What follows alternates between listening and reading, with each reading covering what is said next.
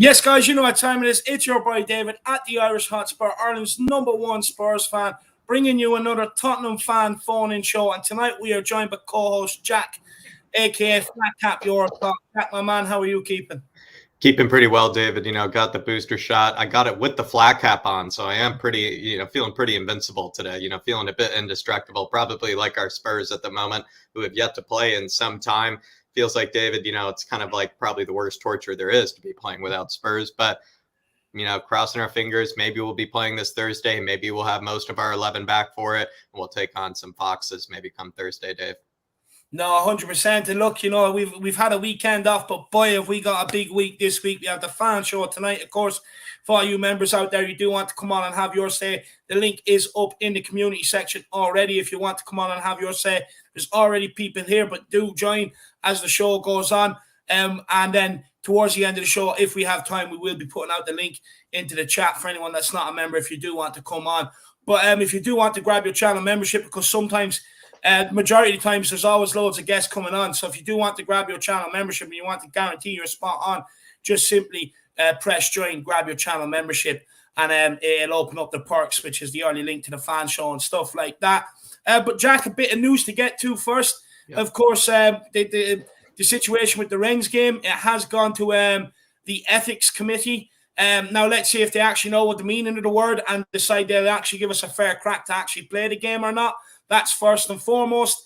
The under-23s, there is a new COVID situation breaking out. They were sent home from the training ground today. And I think Spurs do have another positive case or two today as well. And when it comes to Dele Alli, apparently he is not part of Antonio Conte's plans. And we will be looking to offload in January. Look, let us know. Do you want it to be a loan? Do you want it to be a sell?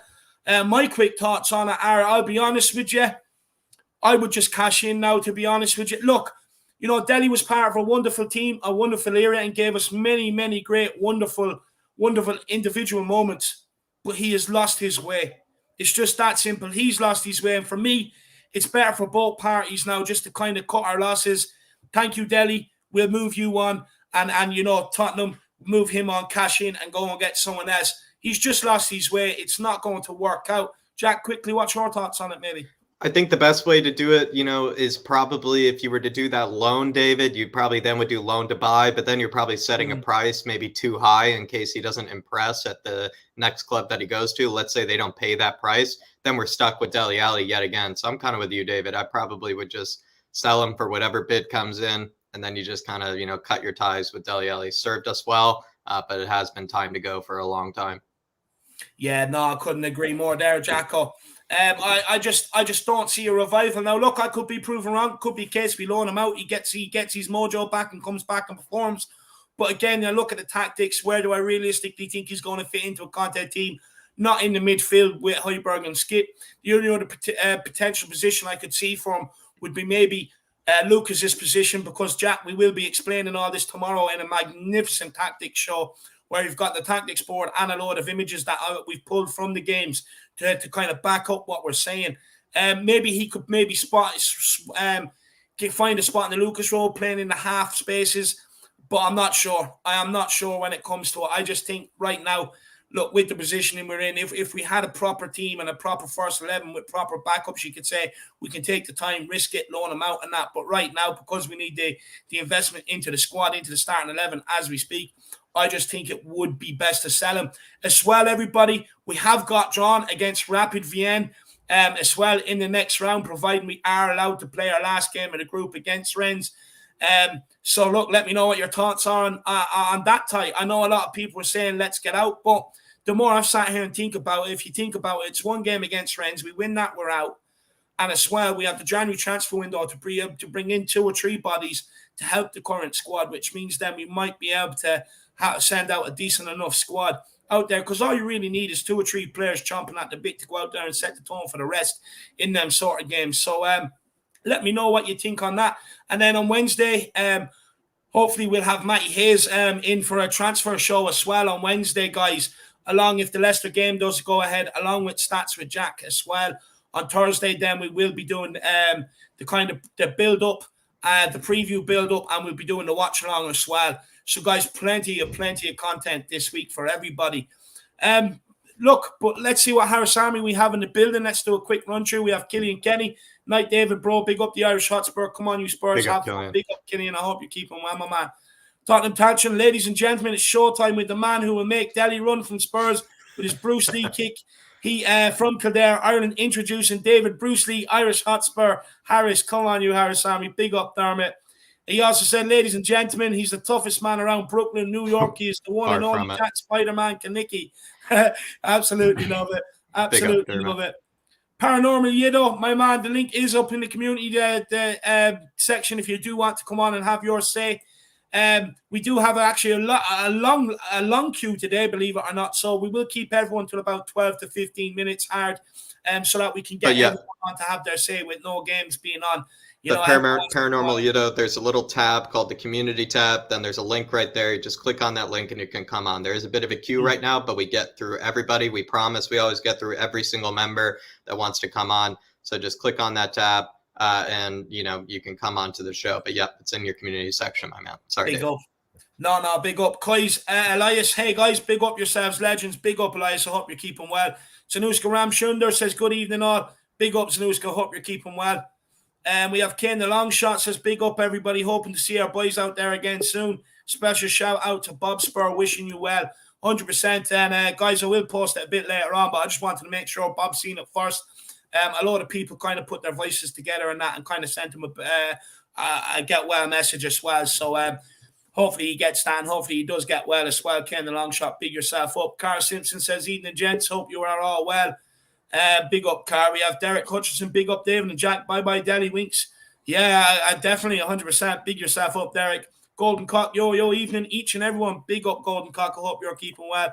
Para Miguel Escobardo's all the way in from Lagos. Big up, Paro Miguel. Graham is in the house. He says, evening, David and Jack. Hope you're both well. I hope you're keeping well, Graham. Keep up the good fight, my man. We also have Justin. Big up, everyone. Big up, Justin. And Nasco25 says, hello, my sombrero amigos. Come on, you Spurs away off the Spurs shoulders. Now Dele is going. Big yourself up, Nasco. I hope you're keeping well. Chris is in the house. Big up. Ellie's in the house as well. Big up, Ellie. I hope you're keeping well. Who else have we got? We've got the Welsh guy. He says, come on, you Spurs. Big up. We have Shamu Van Spurs Rapid Vienna next round if we were through. Looking more like likely rapidly X in the comp. Nah, never, my man, never. Have faith. Conte's in town. Trust me, he's got the tactics. Dave Tyson says, evening, people. Big up, Dave. I hope you're keeping well. Ribsy's in the building as well. Says, hey, all. Big up, Ribsy. Who else have we got? Let me see. Phil Letice is in the building. Big up, Letice. I hope you're keeping well. Beulah's also here. Banter FC. I presume that's an Arsenal fan. I mean, your captain doesn't even like your club. And just for that, we'll put you in on your lesson. We also have Jack Merry in the house. Big up, David. Big up, Jack. I hope you are keeping well. Who else have we got? We've got Duncan Rap Band. Guys, always enjoy your pre-stream music. Might be nice to give the artist a credit in your description, the tune at the start, for example. I will. I have to get on to whoever made that for me, but big up, Duncan. Hope you're keeping well. Brian Allen says, big up, Brian. I hope you're keeping well, my man. Zoe's in the house. Big up, Zoe. I hope you're keeping well. Who else have we got here? We have Jordan Stevens. He says, Dele can go. Yeah, no, 100%. And we have Carlos H. Sup Spurs family. Big up, Carlos. Toffee is in the house as well. Big up, Toffee. Moondog, he says, good evening, David and Jack. Big up, Moondog. I hope you're keeping well, my man. I hope you're keeping well. When are you going to make an appearance, Moondog? Come on and have your say, brother. Big up. William Kelly says, please don't sell Dele. We need him. Nah, look, it's long gone. I mean, Highgall Seat champion for the last 3 years. Look, it just hasn't worked out the way we all wanted to. He hit the heights. And look, it's just fallen off since then. And that's all it is, William. I mean, look, we just need the investment, you know. Look, if we had a bigger squad, maybe you could take your time with him, loan him out, whatever else, and hopefully get him back. But we just don't have that time right now. I mean, we have to look, Conte is an immediate plan is to get us back to the top very, very quickly. So, I mean, if he doesn't want Dele, I suppose we just have to trust in it with him. So we do. Jack, what would you say to William? He's just trying to, David, he's just playing his games. William Kelly's on one for tonight. He's trying to trigger us, but I'm not falling for it this time. William Kelly, not falling for it this time, but big yourself up, my man. Seriously. I mean, the human walking crayon, he's got to go. There's just no more. I mean, people are sooner to defend Dele Alli than they are to defend Harry Kane. So, I'm just done. No more Dele Alli. Get the toxic crayon out of the dressing room. Sean Butler's in the house, Levy's best friend. Big up, Sean. I hope you're keeping well, my man. We also have, who else have we got? Spurs Savage is in the house. Big up, Spurs Savage. He says, eating the lads. I hope you're keeping well. And we have Gagoom in the building as well. Big Legend. up, Gagoom. Good to see you tuning in. Dan N says, underrated reason to sell Dele. He is on 120k a week. That plus transfer fee frees up a lot of money. That it definitely does. And homegrown spot. And he takes away a homegrown spot. So you probably would rather give it to someone else. Great logic, Dan N. Fantastic logic. Big up, Dan N. It's good to see the truth sets you free. And big up, Truth. I hope you're keeping well, my man. We have Paddy Harnett. Any Spurs fans that say they don't want to win the Conference League is deluded. It's a trophy at the end of the day. Well, everybody do share your opinions with Paddy, and big up Paddy, the man behind the video for Bob Spur as well. So big up Paddy. Put it all together as well. Don Anthony's in the house. We have Moondog. How many chances do we give these players? Get rid of the crap. No, look, I agree. I 100% agree with you. I mean, there's only so many chances you can keep giving someone. You know what I mean? I just don't get it. There's only so many times you can smell the milk before you decide it's gone sour, especially when it's out of date, Moondog. Look, for me, we just have to cut the sentimental stuff now and just get rid of them. I mean, football's a ruthless business. Let's show them that Tottenham will be a ruthless club, because at the end of the day, if you don't show ruthlessness, this is what you're left with what we're kind of the stage we're going through at the minute, Moondog. So, I mean, look, we do have to get rid, just cut the sentiment. Even the players that come in and have tried, you know what I mean? Yeah, we see glimpses, but they can't do it consistently. So we just have to get rid of them, Moondog. But big yourself up, my man. Really appreciate the support. Legend. Who else have we got? We've got Brad Matthews. We've got Mr. Kaufman. Big up, everybody. We have George in the house. Big up, George. Sean Snow, new channel member. Big up, Sean. I hope you're keeping well. We have Claude Murphy. Big up, guys. Tells is in the house. Big up.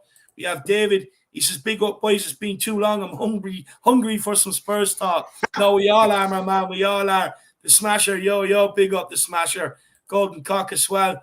Big up Golden Cock. I hope you're keeping well. So Spurs, he says, great show. Can't wait. Big up, So Spurs. I hope you're keeping well, my man. Old Soul, we'll just welcome a few more people in and then we will get into it. Old Soul is in the house. Big up, lads and ladies. Come on, you Spurs. My man, Old Soul, I hope you're keeping well. This guy eats like an absolute king. Kay is in the building as well. Big up, Kay. Kay in the long shot as well. Who else have we got? Anyone new that I've missed? Welsh guy. Oh, the Welsh guy. The Welsh guy, yeah. Big up the Welsh guy, 2014. Typical Arsenal fans always fascinated with us. That they are, my man. Emily Dunn says, make sure to like and subscribe, folks, and get those super chats in to support the Irish Hotspur. Big up, Emily. Really appreciate it. Muncie Talks is in the house. Big up, Muncie Talks. Jack, you were on their channel earlier on, I believe, was it? Yeah. Big up, Muncie. It was good having a conversation with him. Speaking of Arsenal, there was a guy who had to leave a bit early from the show, but, as he was leaving, Dave, I was giving him the tiramisu and the Ben Shite, comments and whatnot. He was probably, maybe needed to go, but he also seemed like he needed to go because the tissues were a bit too far away.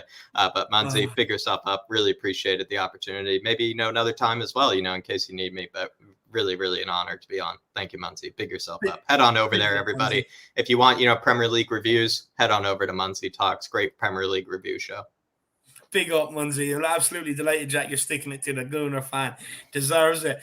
Chase Mullins says, big up, boys. Good to see you both again. Big up, Chase. I hope you're keeping well.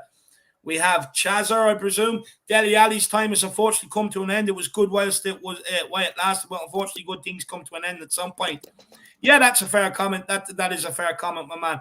Let's just make sure we haven't missed anyone. Cody Mack is also in the building. Big up, Cody Mack. And we'll just have to. Mammy forgot to turn off his internet. So again, we'll just put him in another timeout because he still hasn't learned his lesson. Bye-bye. Mammy might tuck you in and read your bedtime story. And Faz Radfar says, wishing Bob Spurs speedy recovery. Get well soon. Come on, you Spurs. Big up, Faz. I hope you're keeping well, my man. And look, wishing Bob Spurs all the best, my man. He's in a bad way. So, look, hopefully the guy can pull through. But big up, Faz Radfar. Hope you're keeping well, my man. Big up, Faz. And Adam Phillips is in the house. Dele Alli came to an end 3 years ago. No, I definitely agree with you. He's not going to Lego seat. No one's found him. But look, let's crack on into it. Let's start bringing on the guests. But guys, before we do, make sure everyone absolutely smashes that like button, obliterates that subscribe button. The big push for 6K is on. Let's see if we can get any closer. And as well, feel free to get your super chats in to help support the channel. It's a great way to help support me and Jack, trying to take this channel to the very echelons of the YouTube community. Let's see if we can get there. Maybe not, but do smash that subscribe button anyway, regardless. But do not worry as well if you're not in a position to be able to super chat. We do realize it's Christmas. It's an expensive time of the year.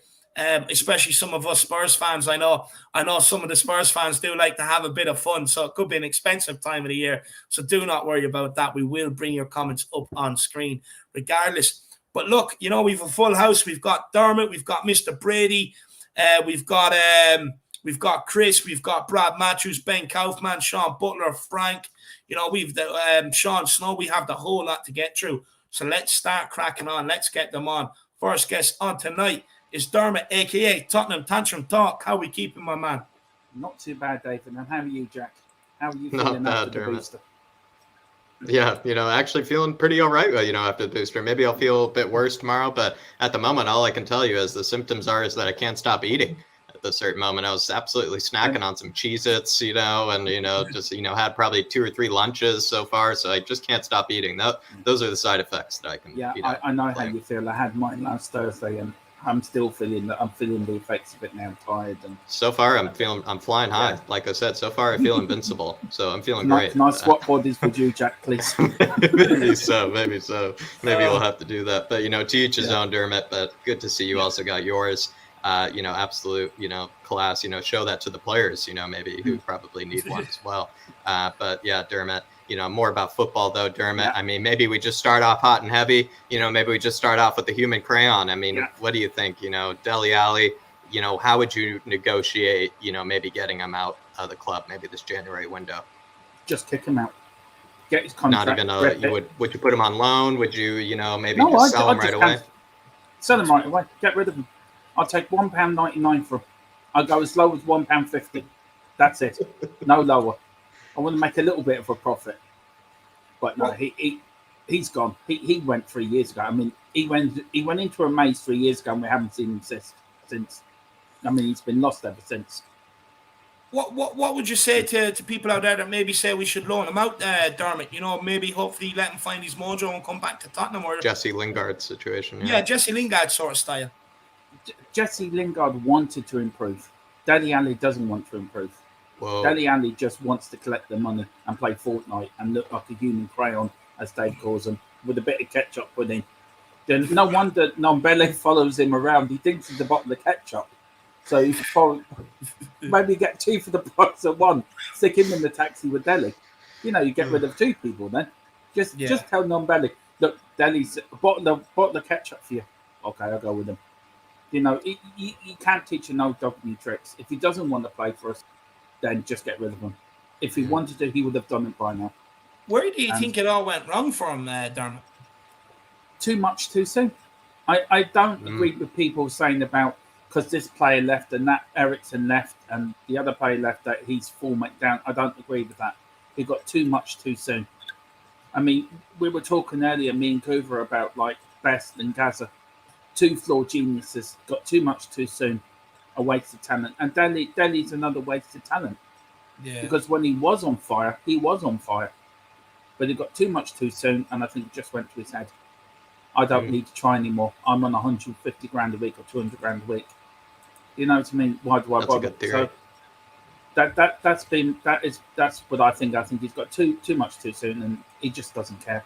That's a great theory. That's a great theory, actually. I think it was probably not even touched on too much in our kind of Fall of Dele Alli even show as well. I don't think that was one that we even kind of put up, so big up, Dermot.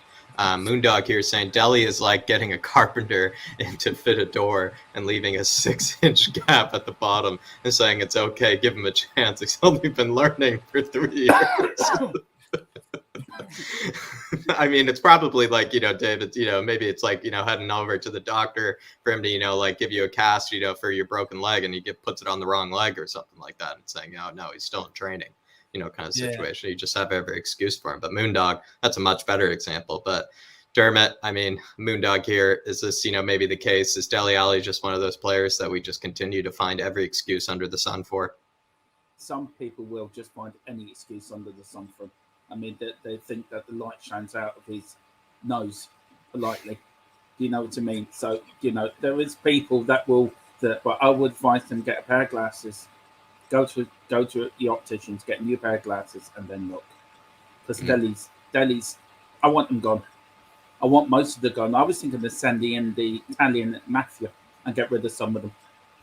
In the middle of the night, 3 o'clock in the morning, have a van waiting for them and just grab the players Conte doesn't want, stick them in the back of the van, leave them at Dover, and just say get on the first boat and just leave England forever. Don't come back. We're posting you.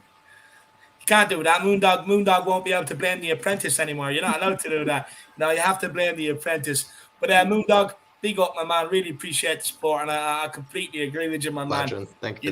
He's only been learning. Look, too many people make excuses for the guy. I mean, look, let's be honest. That's fine for a year, 2 years, maybe 3 years, which we've allowed. But any time after that, I mean, it's just too much. But Dermot, is there even a position that you could see him playing in this Conte team? That you could say maybe there is a resurgence for him, or do you maybe feel that he also feels there is no way into this team for him because there's no position for him? Well, if Conte can't see a position for him, then there is no position for him. Because I'm sure that if there was, Conte would have joined by now. And don't forget, Conte gets to see him every day in training. We don't.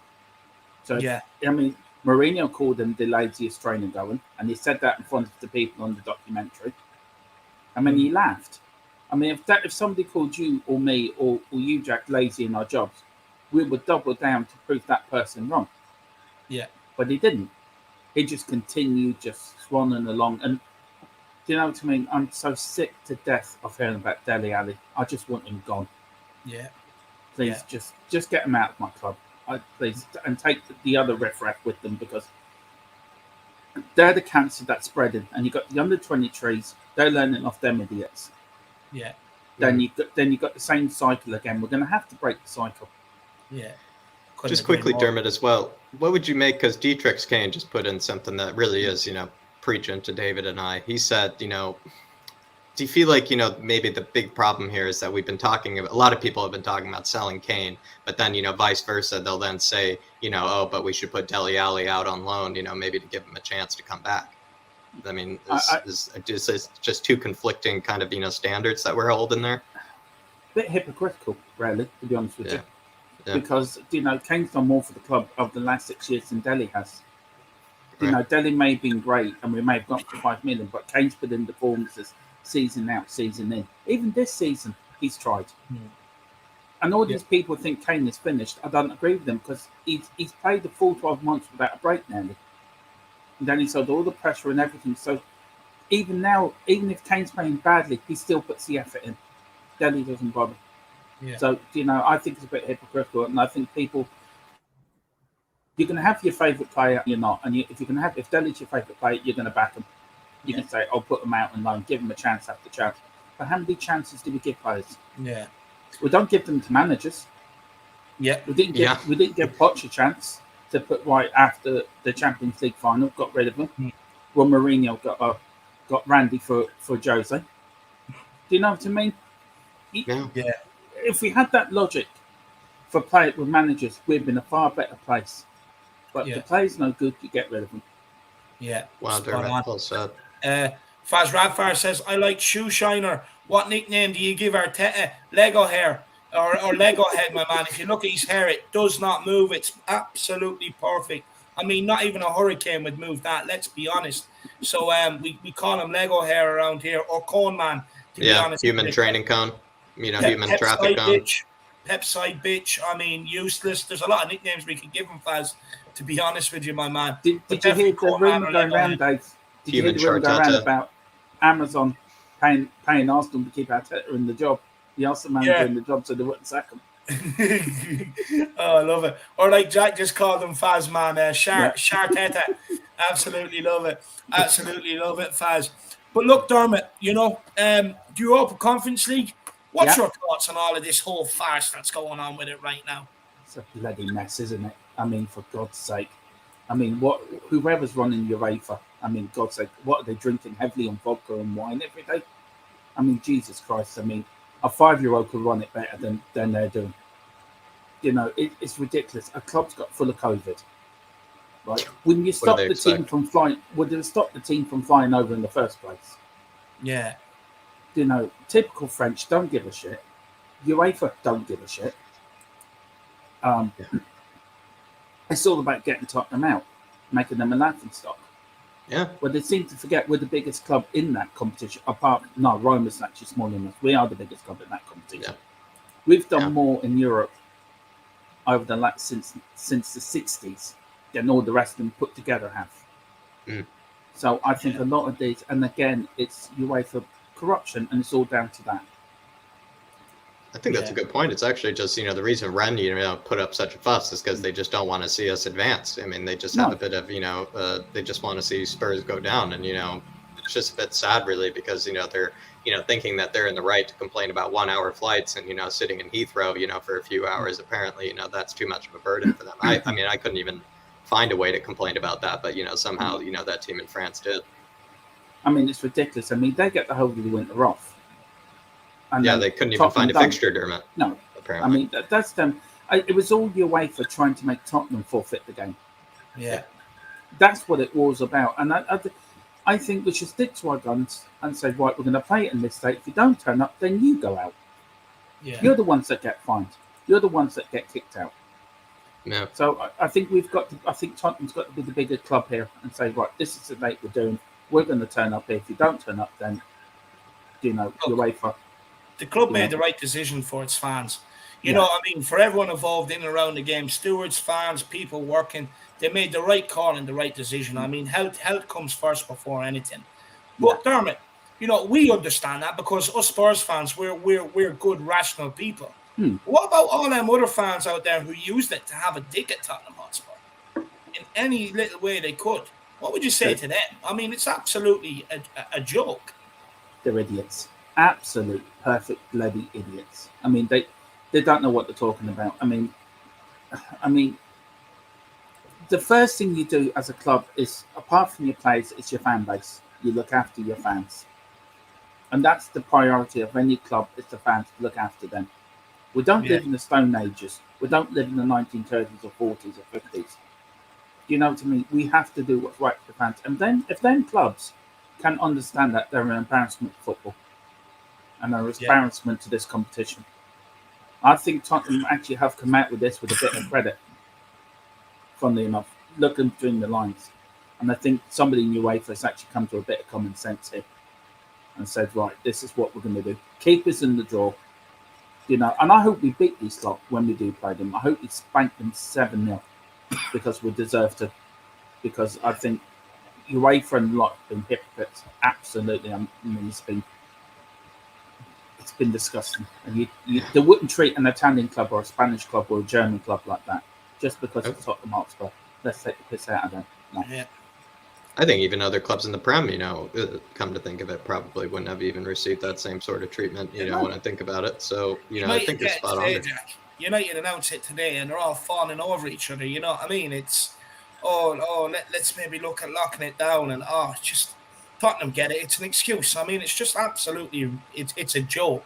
I mean, some of the stuff I've seen on social media that this was planned and that we used it so we didn't have to play the Conference League game and everything else. It's honestly, it's an absolute joke. Absolute joke. I'm just sick of, I'm sick of the TV companies. I'm sick of every other club hating on us, hating on our club. I'm absolutely fed up with it now at this point. And that's why I say, never ever pay any other team any respect whatsoever. Ever. You're on a rival stream, don't bow down to them and say, your team's good, your team's this, your team's that. No, just sit there, make a mockery of their club because they do it to us any single chance they get. And I'm fed up with it now. If we have to stand up, stand tall and proud and stand up to this, because everyone just walks all over us every single chance they get. I mean, we were the first club to win the European trophy in '63. Yeah. We were the first club to do the double in '61. We're the first, I think, British side to win the UEFA Cup in '72. We have more European history. Okay, other clubs may have done more, but we were the first to do everything. and we should set the mark.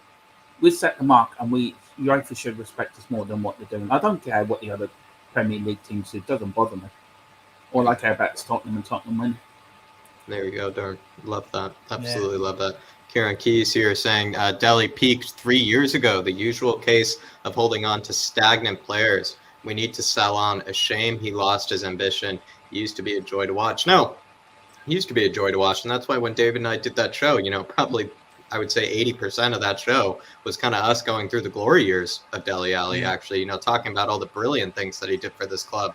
And then, we had to get onto the part of where it all went wrong. And to be honest, I feel like he peaked 4 years ago because that's what we kind of tuned into. It actually really started to fade around 4 years ago, not even 3, Kieran. But I mean, seriously, I think it is just the usual case of holding on to stagnant players, like you said, and we just continue to give them chance after chance. We see them make one good pass. We see them, make one run forward, and all of a sudden, we think they're back. We think that, they're not being played in the right position. They're not being played well. It just goes not even for Dele Alli. It goes for a bunch of other players in this club. But, Mr. Keys, well said, my man. Well said. No, but look, let's be honest, Jack. Look, we've seen a lot of this. Bergwijn, he done that one bit of skill against Wolves, and everyone was wanking themselves off. He's back. Look at this. He's great. This, that, and the other. I mean, look, any normal person that sits there and knows anything about football wouldn't be sitting there, calling the Steven Bergwijn career off one skill move like that. I mean, look, only FIFA fans would kind of be at that. I mean, let's be honest. I mean, people that actually know ball wouldn't be sitting there, going crazy over one bit of skill. Because my first instinct would be, okay, well, if you can do that, then why aren't you doing it on a regular basis? You know what I mean? Rather than going, oh, look at this, all he needed was confidence. I mean, look, he has no more than enough money to get someone to wipe his backside if he wants confidence. It's absolutely ridiculous. But, Dermot, January transfer window coming up, my man. What's your thoughts? Maybe any players you want to see loaned out, sold? What positions do we need to strengthen? I think we need to strengthen. Sorry, quickly, big up Kieran Keys, though, my man. Big up Kieran, big up Mundo, big up Faz. A right wing back, a backup striker, and a cam. I think in January. I mean, January's only for papering over the cracks anyway. If we can get them 3 in, and then in the summer, just tear the squad apart, and then start and build it around Harry Kane. Make him feel important. Make it feel that it's the team around him. Tottenham have always built teams like around Glenn Hoddle or Ozzy Idealist. It was somebody said to me today, Cooper said to me today, you had Glenn Hoddle, Ozzy Idealist, and Mickey Hazard in the same midfield. And that team was built around Hoddle, the early 80s sides, and Ozzy. And look, we had the success. So we need to build a team around Harry. Just get the players in that want to play for the shirt. So if we can do that, but I think right wing back, a cam, and a backup striker. And if we have to pay 200 million in January, we'll pay it. I think we just open the windows, check out the old furniture, and just spend money. Do you think we have the finances just to be able to throw that sort of money at the January transfer window, Dermot? See, that's the thing that worries me. I don't think we do. I think it was something you did. The finances is linked to Tottenham, not to Levy or Enid. And the problem is what happened. I know what happened to us on the Scarlet is a totally different thing for less money. But if the banks call their debts, and you know as well as I do, you two, I mean, the financial markets are not stable at the moment. We've had a pandemic now for nearly 2 years. Banks are going to start calling in their loans. And if a bank's going to go bust, what's the first thing they're going to do? Call in the big loans. Yeah.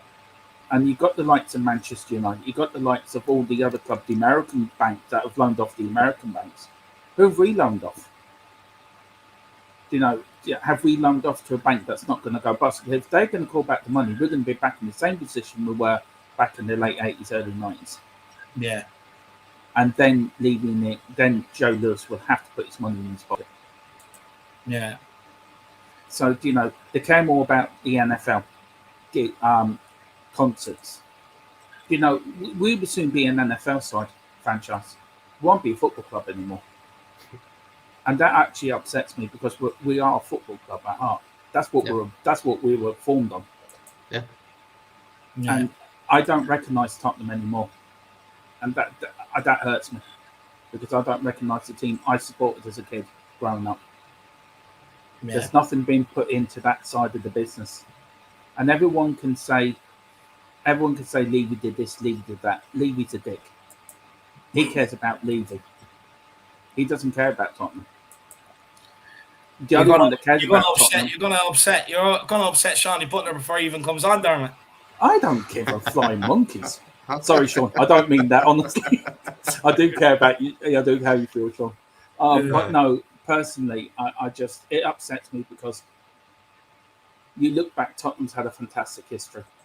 We've done so many good things over the years, and to see how we've become now, yeah, we've got a great stadium, but I would rather have the old White Hart Lane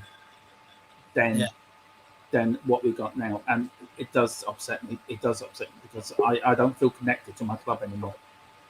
And I'm 44. I'm 44 years of age, and I've been supporting Spurs since before I was born. Yeah. And I went there with my dad, with my uncles, with friends, and it's not the same passion from the club. It's not a club, it's a business. We're a club, and we need to get back to being a club. Yeah. So hopefully if Levy and Lewis do go and somebody buys us, we can get back to being a club. And that's what we should be. Well, look, Dermot, all I'd say quickly before we let you plug your channel and let you off, my man, everybody do stay tuned next week. Sean Butler, Daigle, they'll be debating all this. And look, both will bring absolutely fantastic points. So it's going to be an absolute belter. And look, hopefully both can open each other's eyes up and be a very good show. A very good show. But Dermot, my man, where can people find you? They can find me in Tottenham Tantrum Gold, where we look back all through the years. From the 60s up to the 90s. We watched Gaza tonight. Me and Cooper do a morning show with Ben from his coffee shop. So we've got a lot of exciting things coming up. We're now on Instagram and on Facebook as well, on social media. We've just set them up now in the last week. Tottenham Tantrum Gold for everything. And tomorrow night we're doing a show. We're doing my all-time Spurs 11. So I'm looking forward to that very much. And but yeah, I'm sorry if I seem a bit down. I don't feel well. So when I don't feel well, I seem a bit. I apologise. I'm not my usual. You wouldn't even notice, Dermot, but they'll cheer you up. They'll cheer you up Thursday. They'll make you be feeling better Thursday. Yeah, rest easy. It's just that everything that's happened. I think it just upsets me to see the state of our club, and it's a great club. It does a lot for everyone. Does a lot for the community. Yeah. But lastly, I want to big up Bob Spur. I wish him a speedy recovery. He was very good to me, giving me hints over the last few weeks, and the Kim as well. We're all with you. We're all behind you. And Bob, come on, let's get back. Let's beat this and get you back onto YouTube. Yeah, if we miss you. Big up, 100%. Well, big up, Dermot, my man. Really appreciate you coming on. Great as always. You too, keep that smile on your face and never stop that love for the club, my man. It's infectious. I'm gonna see you again soon. See you. God bless the pair of you. See you, my man. Absolutely out. What's up, brother? Absolutely brilliant call there from Dermot, Tottenham Tantrum Gold. Do get over and do check it out. Absolutely brilliant channel. And Dermot, if you are listening, get me on for my all-time Tottenham 11, my man. We have Moondog. He says, maybe we could cross Dele with End on Belly and get a 15-minute rainbow. Taste the rainbow. Taste the rainbow. Pick up Moondog. Seriously. I mean, I think the case with Tanguy, though, is that you could actually still get a decent price for the guy, whereas with Dele Alli, I think the reason why David said you would sell him right now, Moondog, is because, like we were kind of saying, like if you put him on loan and do a loan to buy, let's say he disappoints at the next club he goes to, they might not pay that fee, to bring him in. And then you're stuck with Dele Alli even longer. So you might just accept whatever bid comes in, just cut your ties, bye-bye Dele Alli. Whereas in the case of Tanguy and Dembele, you probably might say you free up a lot of wages in his case, just like Dele Alli, but he might actually probably a 30 million, 35 million bid, 40 million bid might come in for Tanguy at a certain stage. So at least with Dele Alli, I definitely cannot say that. Be more like 10, 15 million you'd sell him for. Now, there you have it, Moondog. Big yourself up, and I really appreciate the support. Kaguma says, Spurs fans, stay safe and healthy. A very important message, Kaguma, especially over this holiday period. Everybody do try and stay safe, healthy. And just quickly, we will be on Christmas Eve maybe for an hour. Just maybe have a little Christmas drink with all you guys if anyone does want to pop on and have a conversation and stuff like that. Especially if you're on your own, you know what I mean? Do not be afraid to come on and have a drink with us. With the Christmas spirit, that's all it's about. But big up, Gagoon. I really appreciate support. Truth sets you free. Goddle could hit a winky from 50 yards out each time. 100%. Without fail. He'd put it on a twopence for you. Honestly, guy was absolutely unbelievable. You would 2 foot as well. Could do it equally as good with 2 feet. You know, you heard the praise that Mickey Hazard had for him the other night. By the way, if you haven't watched it, do get over and check that out. So much praise for Glenn Goddard. Truth sets you free. No excuses for some of these players nowadays. Cuva 99, Dele is a pilfo player I'd like to see F off. That he is. That's the new acronym. Absolutely love that, pilfo. I'm definitely going to use that from now on Twitter. Got player's name and then hashtag pilfo beside it. Absolutely love it, Cuva. Big yourself up, my man. Big yourself up, Cuva. But look, Jack, we keep cracking on because I mean, you know, every guest we have on, another 2 come in. So let's keep cracking on. Let's see who else we have next. And it is our man, Philip Brady. It's like an advent calendar today. We've got one for nearly every day of December so far. It's brilliant. And today we've opened Philip Brady. Philip, my man, how are you keeping? Yeah, good, lads. How are you? Flying for him, lad. Absolutely flying. It's a frustrating weekend with no match, though. It's a bit flat. You know, we haven't got a match to discuss. But I'm in my UEFA bashing mode tonight. Let's hear it. Let's hear it. What have they done? I didn't think they could. I mean, let's face it. I think they're going to find whatever reason they can find. They are going to dump us out of the conference. They're going to find some reason. They're going to go to some obscure rule book that nobody's ever heard of, and they're going to quote it to us because I just don't think they want Spurs in there. I looked it up there. I know we're supposed to have the match played by the 31st of December. That's physically impossible for both teams, right?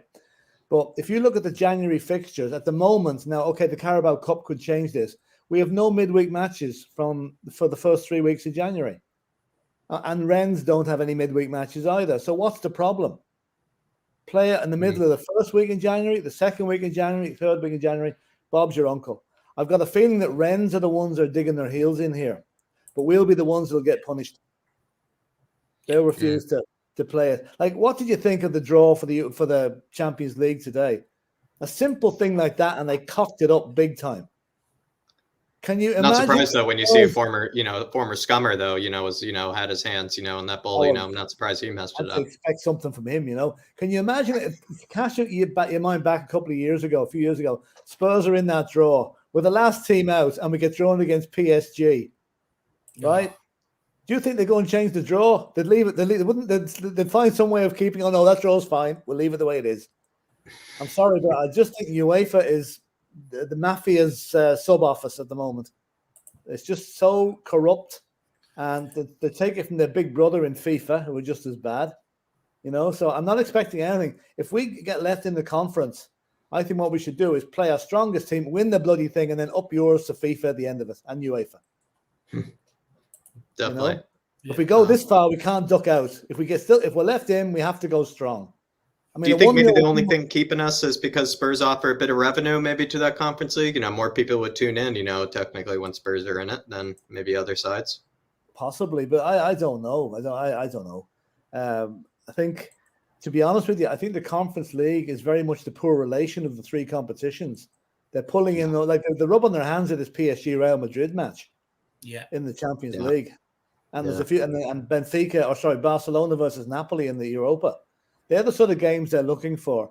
I think the only game that would excite them in the conference, if we got drawn against Roma, that might, excite them. But I think they're just more or less, it's a third competition. We'll stick with it for a while, see how it goes. But they don't really care about it, I don't think. But did they even care about fan safety? I mean, like, they could have made that call for us instead of leaving it in our hands and putting us in this situation, Philip. They could have just said, look, COVID outbreak at Tottenham. Under no circumstances can we allow this game to go ahead. We're putting people's health and safety, but they didn't do it. They wanted to let the clubs make the decision. Tottenham did everything exactly right from a health and safety point of view, right? that did not seem to count with UEFA. It didn't seem to count with Rennes, and it certainly didn't seem to count with Vitesse. I think some of the comments coming out of Vitesse were quite objectionable, directed at Spurs. Some of the insults that they were throwing at us, I think somebody put up I think it might have been Kuva, put up a post somewhere the other day was that we should have played every player that was infected against Rennes. Then see what if they were laughing. Yeah. Extreme, I know, but no, I think I think if we play it, we go to win it, and if we get further on, I'm sorry, I'm just so anti UEFA. And it's not just today. This last couple of weeks, over the last few years, all those like the likes of Blatter and Platini, the way they screwed that, and then that gave our boy in Ireland here, John Delaney, a few ideas, and look what he did. Yeah. You see, his daughter was having birthday parties, weddings, and everything off the FAI expenses. 007 50th birthday that FAI paid for. I mean, Jesus. No, I think you're spot on, Philip. Yeah. Sorry. No, continue. So anti-corruption, and I just feel that those things. Okay, it looked like yesterday for a while that UEFA had taken over the FIA the way they finished up the Grand Prix. I mean, I don't care who won the world title. But if I was a Lewis Hamilton fan, I would be very, very annoyed at what happened yesterday. He was shafted, But that's what happens. That's what happens in big sport. It's then what can we do? Anyway, that's enough about UEFA. Ask me another question. Get me off it. My blood pressure's going up. Yeah, first of all, next time you come on, will you play the Godfather music in the background? Truth sets you free. Providing they don't get done for copyright, yeah. We'll find a way. We'll find a way for you. There'll be Philip's own intro. But Philip, maybe the topic of the evening, is potentially the case that, Dele Alli, is supposedly not in Conte's plans. I mean, what do you make of that? I mean, how would you best, get rid of Dele Alli? Do you feel like it's fair to Dele Alli? I mean, how do you feel about this situation? Supposedly he's not in Conte's plans. He's not in his plans. Now, I don't think any club is going to come in to buy him in January. I think the best we can hope for is a loan, because managers are watching Dele Alli, and they're buying a loose cannon if they buy him. If they take him on loan and he does well for a few months, we'll end up selling him at a knockdown price. I would say we'd be lucky to get 10 million for Dele Alli, if that. If we even get that. We certainly won't get it in January. He's going to have to prove himself for a few months before anybody pays that sort of money.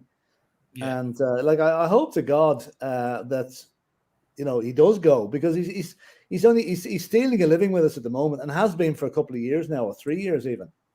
And if truth be told, it's possible that he is a bad influence in the dressing room.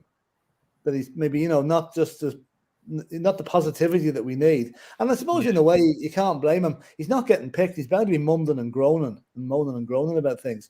But you don't want players like that. You want positivity in the dressing room, and I would like to see him. Thank you very much for the 2 years you were good. Not so thank you much for the 4 years you were crap. So bye-bye. If we get a decent price for you, all well and good. Isn't it though the case though that let's say he's having a few mumbles about him not getting picked though? Isn't there that part that we've spoken about before, Philip? Though is that self-criticism? That kind of that realization that maybe I haven't been as good as I think I am, or maybe I am. Maybe not all that.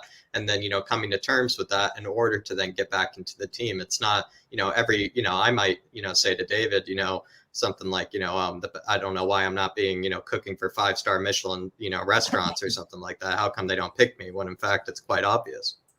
Yeah, I don't know, because you don't know. I think there's a lot of ego coming into it. And maybe the people, his friends, also known as hangers on, that he's got, all these footballers have, telling him how great he is and he should be in the first team. And that's probably going through to him, Like no offense to a lot of footballers right now. And don't take this up wrong, but a lot of them wouldn't be at the top end of the brain spectrum.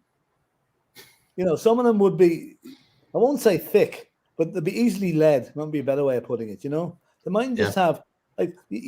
I hear them giving out about Patrick Bamford. Because Patrick Bamford's supposed to be a very intelligent guy. I remember they used to give out about Graham Lasso when he was playing for Chelsea, because he read The Guardian rather than The Sun. Yeah. Things like that. So maybe Dele has been a little bit easy led. He probably maybe doesn't have the brain power to realize he's his own man. Let him do his own thing. And he seems to put more effort into his Instagram and his social media than his football at the moment.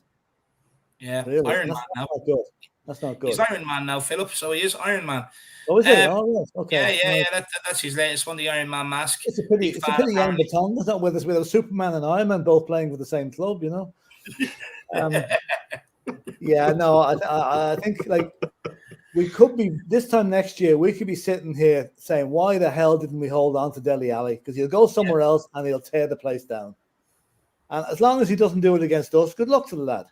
But he's done his time at Spurs, and good luck. Thanks very much, but close the door after you. But you know what, Philip? I have no problem him going and doing it somewhere else because, look, it's just not working at Tottenham. If he goes and does it somewhere else, fair play, but it's not working out at Tottenham. He's not doing it at Tottenham. And that's all we care about at the end of the day. You know what I mean? Look, there's always going to be a case where you move players on and they start performing at another club, but sometimes things just don't work out.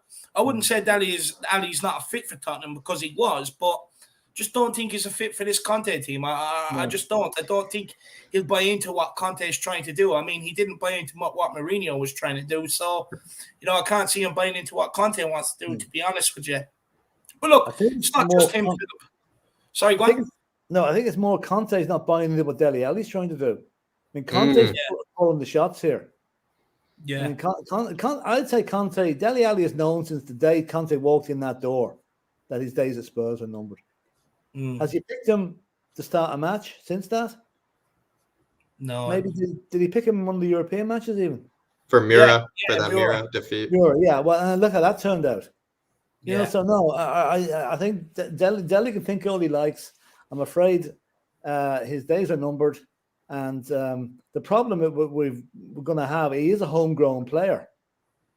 And, I'm not really sure. I'm not too tuned in on this homegrown rule. But if we sell Dele Alli or loan him out to someone, do we have to bring in another English player? I think it's likely that we should. That we should. But my feeling is that he is in a way because you don't just fill up your whole team with homegrown players. So he takes up kind of a vital role in that he is a homegrown player that also takes up 120K of wages. So you have to basically, you might as well just find whatever other homegrown player that you would pay those wages and, see if they actually produce something. I think that's kind of the case, is he is taking up a vital homegrown position and just wasting it. Yeah. Well, it'd be nice if we got a fee from him and we also saved $100,000 on the wage bill or whatever it is. Yeah. But see, what you could do now is you could still sell Dele Alli and then just add Alfie Whiteman into the squad. He's back from his loan at Sweden. So there's your homegrown situation sorted. And then you can go and buy whoever you want to from any other country. It doesn't, you know what I mean? Too. So it's not really that much of a massive problem. With the homegrown, I think there is a bit of confusion. So I'm not sure exactly how many you have to have. I can't remember. It used to be 8. But 4 of them had to be from the academy. So usually you'd always have 1 or 2, and then you'd add in 1 or 2 youngsters that will never see a minute, and then fill in the rest of your squad. So you do have to have a certain amount from the academy, and then the rest, they just have to be English or played in England from like a very young age. Just a couple of super chats, Philip. Truth Sets You Free says, big up to the Godfather, Phil Brando. Thanks, Big. Thanks, Truth. I'll never get over it. I'll never live that down. Absolutely love it. It's a fitting nickname. Gaguma says, Phil's commentary. I love Phil's commentary and love his holiday decorations. Oh yeah, the wife's putting up red lights, like a red light area around here tonight with the lights on the mantelpiece. But anyway. Honestly, Philip, I had to sit here looking at my missus decorate a tree with Disney decorations. Absolutely ridiculous. So it was. Moondog, he says, should have never have got rid of the reserves. If you was crap, you went there to prove yourself. Now, Philip, we did speak about this a little bit with Mickey Hazard. What's your thoughts? If we did have the reserves and stuff like that, do you think Dele would probably find his feet? Because, look, before, if you weren't really playing in the first team, you played reserves games, but you don't see Dele Alli going down and playing the 23 games and stuff like that. So, do you think the reserve model? What's your whole thoughts on it? Oh yeah, I think the reserve model, like Mickey explained that really well the other night there, where he said like he could be playing in the reserves, and he says one particular game when Glenn Hoddle, Ozzy Ardiles, Ricky Villa, and Jerry Francis were playing on the other side, they were coming back from injury, and that was their natural route back, was play a reserve match or 2. That doesn't happen with the under-23s. So I think you can learn an awful lot more playing with masters like that than you can with young up and coming young lads. That's no offense to the young lads coming up. Well, I think that reserve model and the old football combination, And that was a competition Spurs reserves used to win quite regularly, because we really did have a good reserve team back in the day. So I would go back to that model, but that won't happen, of course. But you can, and the word got out that at the reserve match, which they used to play at White Hart Lane, by the way, there was no playing the reserve games at Cheshunt or wherever the old training ground was. The word would get out that, say, Jimmy Greaves was coming back from injury, and you maybe 5,000 or 6,000 people turned up for a reserve match. So it was a good system. It was a good system. Do you think it made the step not so big also for younger players? Like, it probably was an easier way to make, the jump, to the bigger league, to the Premier League? Well, it was a stepping stone from the youth team to the first team, if they were good enough. Yeah. But I do remember that back in the 60s and 70s, there was an awful lot of young lads at Spurs that never got a sniff of the first team and moved on elsewhere. The likes of Graham Souness springs to mind. Okay, he was probably kicked out for being obnoxious, but anyway, which he still is, by the way. But anyway, so there were a lot of players did not make the grade. So from possibly the clubs now look at the under-23s as a better way of bringing through youth players and academy players. Because let's face it, there was no academies back in the 60s and 70s. You scouted out. You went up to Sunderland and poached Mickey Hazard. That was what you did in those days, Yeah. Yeah. No, 100%. I couldn't agree more. Great big up, Dog. Really appreciate the support. And Cuva99 says, reserves, I prefer to see Dele in the reservoir. Reservoir Dogs, maybe, Cuva. That was a good movie, to be honest. Reservoir Dogs.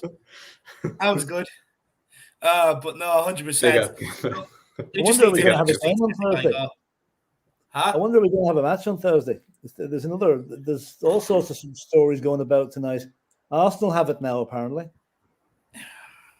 They're just allergic from winning games, to be honest with you. So they probably are using that as an excuse, Philip. Well, it's typical Arsenal. We're ahead of them in everything, including getting COVID, Do you know what it is? Everyone's scared we have a chance of getting top 4 this year, so they're trying to cancel the league on us. That's what it is. Yeah, that's it. But look, Philip, anything else you want to talk about before I let you go, my man? No, I don't think so. There probably is, but I can't remember what I wanted to say now. I'm just hoping that we get back in action. Although Leicester will be no pushover. They had a good result against Newcastle yesterday. Yeah. And but we don't want to go into the Liverpool match cold. We've got to have another match under our belt before that. Totally agree. So that's what happens, because that, as I said before, that's going to be a litmus test for how much this team is progressing. To come up against Liverpool, The only thing is, I hope the referee has got a pair of decent glasses on him and spots the dives by Salah. Because the one thing I knew I wanted to say, did you see all the penalties that were given at the weekend? Yeah. The only game I didn't see was Leeds-Chelsea, but every other penalty was not a penalty. Not a chance. And the most sickening the one that was given against Wolves, that was a carbon copy of Moussa Sissoko in the Champions League final. Yep. Hit him in the same place, under the arm, under the armpit. And oh my God, but some of the penalties, it was as if the referee said on Saturday morning, we've got to get these top 4 teams all penalties to win their matches. And they all won their matches by the penalties that were given. Yeah. By 1 goal. Do what's even better, Philip, is a Liverpool fan, texted me because the Man City match took place before the Liverpool one, and he said, oh, look at Man City again, winning penalties when they don't deserve it. And then I after the Liverpool match, I sent him those eye emojis where, it's just, exact same thing. Not a pipe, came out of him, not a word came out of him after that as well. And Man United really get one where your man Ronaldo sort of walked into the Max Aarons and got a penalty for it. I think the worst one yesterday was your man Maddison for Leicester. That was anyway. He's going to try that against us. No, we're not allowed to get penalties. For Liverpool, for them, all them little diving rats. You know what I mean? They look for a reason to give them penalty. They sit there for 5 minutes, making sure, trying to find a reason. For Tottenham, it's over within 30 seconds. They found a reason not to give it. Move on. Yeah. It pisses me off. Absolutely pisses me off. But look, Philip, been absolutely brilliant. Hopefully, we do have a game this week, my man. And look, I'm sure we'll see you again before the week is out. You will, of course, lads. Listen, have a good evening. And come on, you Spurs. Come on, you Spurs. Big up, Philip. Big yourself up, my man. Absolute legend. Philip Brando there, guys, everybody. What an absolute guest. Just quickly, Dave. Ribsy85 is celebrating 5 months. He said, 5 months, lads, have flown by. Love the shows. Come on, you Spurs. He's celebrating 5 months as, I believe, a green member or a white member. So big up, Ribsy85. Absolute legend. Big up, Ribsy. What a man. What a man. I hope you're keeping well, my man. And everybody, just quickly, that does happen. So with the YouTube memberships and stuff like that, because we stream through a different platform that's not YouTube, but stream to YouTube, we don't see the free super chat you get with memberships. So if you do have one, just put in the comments to politely remind us that it is there. We'll go and get it, and we'll read. We will read it out. We do our best to try and keep an eye on it. But look, just do remind us it's there. Sean Butler, wow. At the Spurs Talk Show. Absolutely brilliant. My man, really appreciate the super chat. You have no idea how much it helps out, brother. So big yourself up, Shawnee. And guys, he is starting up his own channel here. As you can see, the Spurs Talk Show. He is in the background. I'll let him plug it. He'll do a better job than what I will plugging it, to be honest with you. So we will let him plug it when he is on. But guys, do check it out. It's going to be very, very interesting. Very, very interesting. So it will. And look, I'm sure he already has a lot of good guests lined up as well. And you might just be seeing more of this guy around on We Are Tottenham TV too. But he says, if we need a homegrown player replacement, if Dele leaves, can't we just promote Marcandi or one of the twins to the first team squad of 25 to cover the gap and keep the wage bill low so we can go hunting overseas? Big up, lads. Spot on. And this is what I was saying, like even with Alfie Whiteman, you can do it with Alfie Whiteman. He wasn't a part of the squad because he was out on loan, but he's back now. So you could even put him in as number 3 goalkeeper. That's the homegrown situation taken up. And then, the planet's your oyster. I mean, you can go to wherever you want. You can go to Angola or you can go to Argentina. You know what I mean? You can go to India or you can go to Ireland. It does not matter.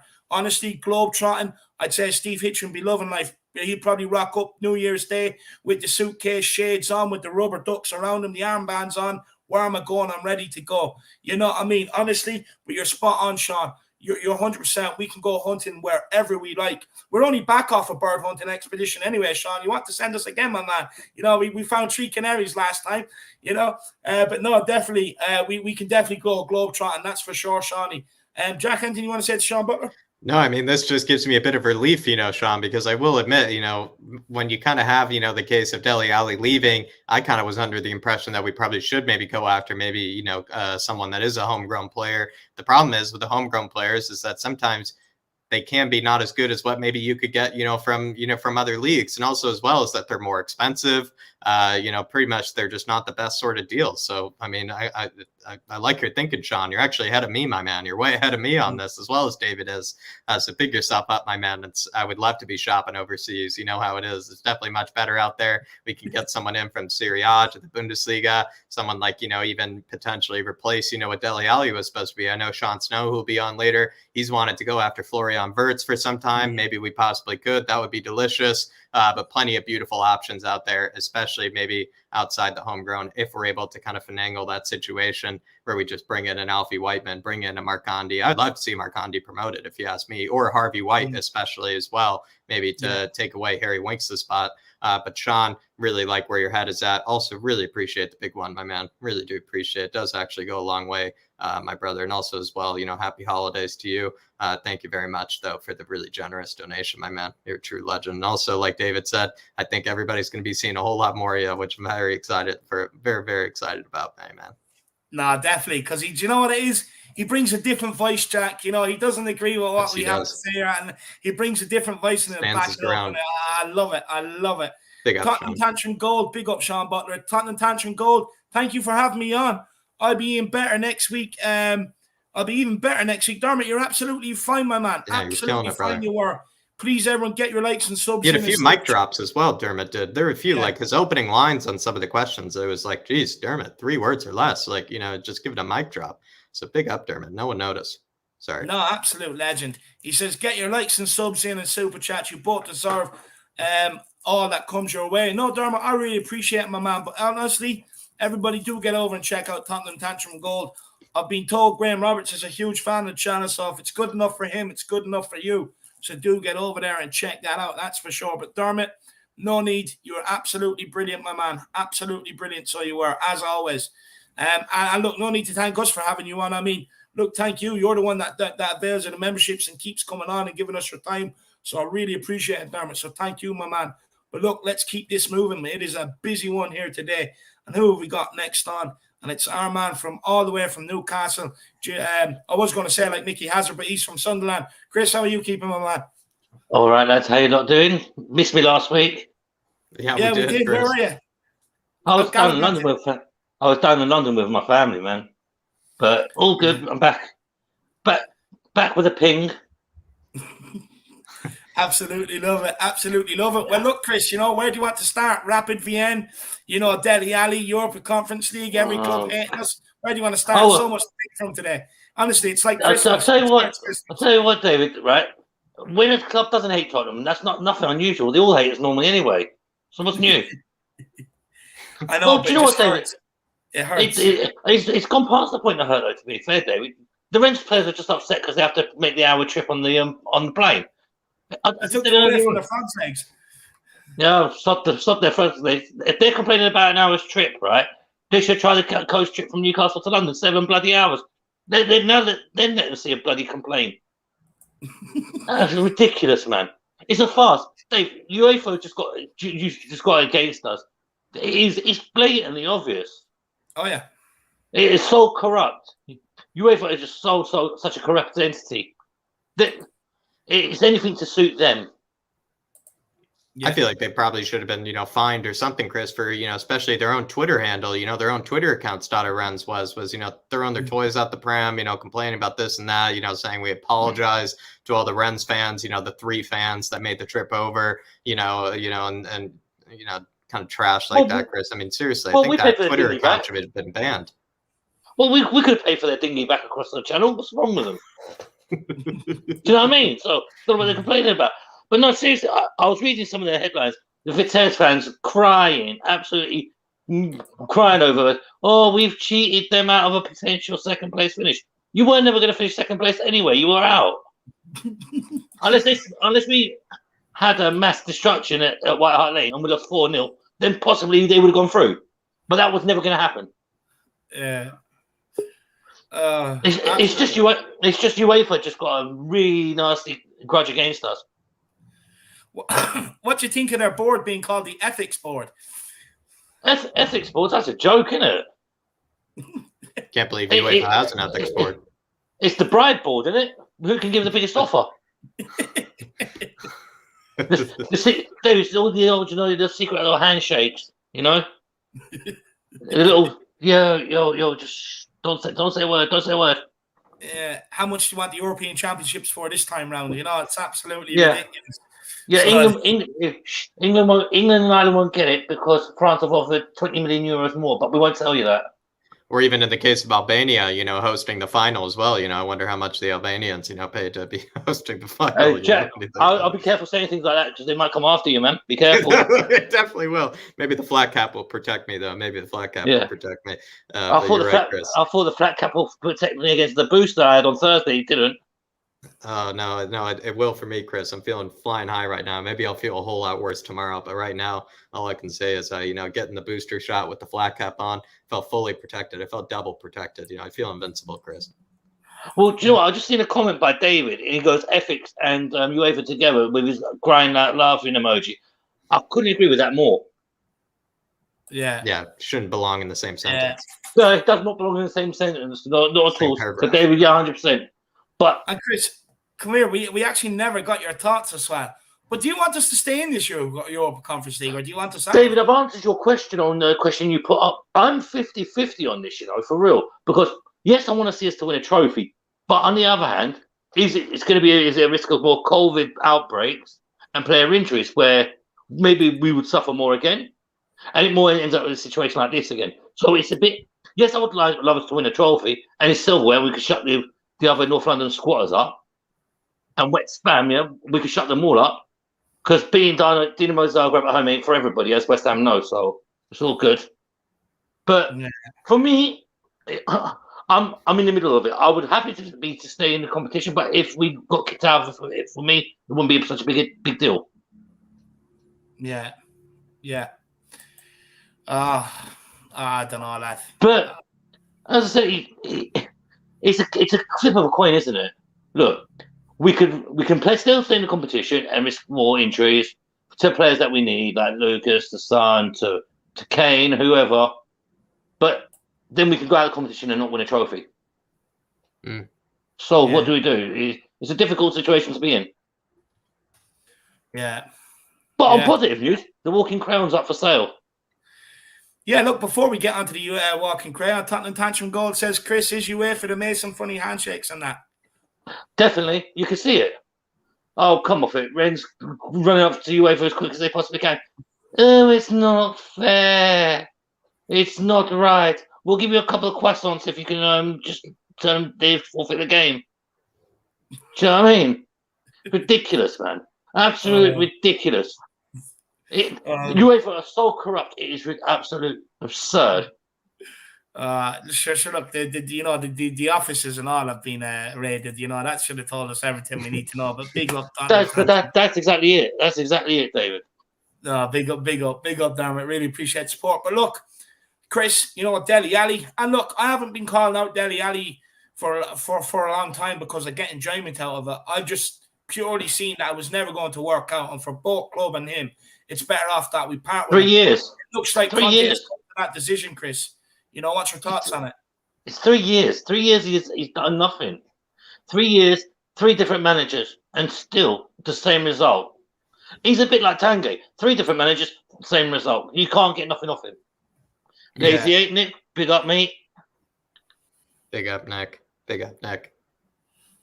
Right, but I'd say he's the same as Tanguy on Dembele. 3 years and nothing to show for it. So I think it's time for Dele to wrap up his hair and walk out the door graciously and go, because it's not working for him anymore.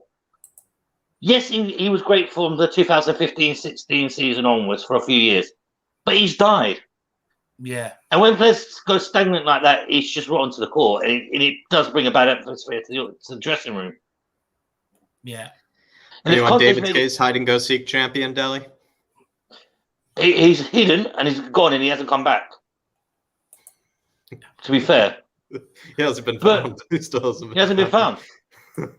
He's too big. He's still sitting on his Xbox playing Fortnite and then not realizing his career's gone down the toilet.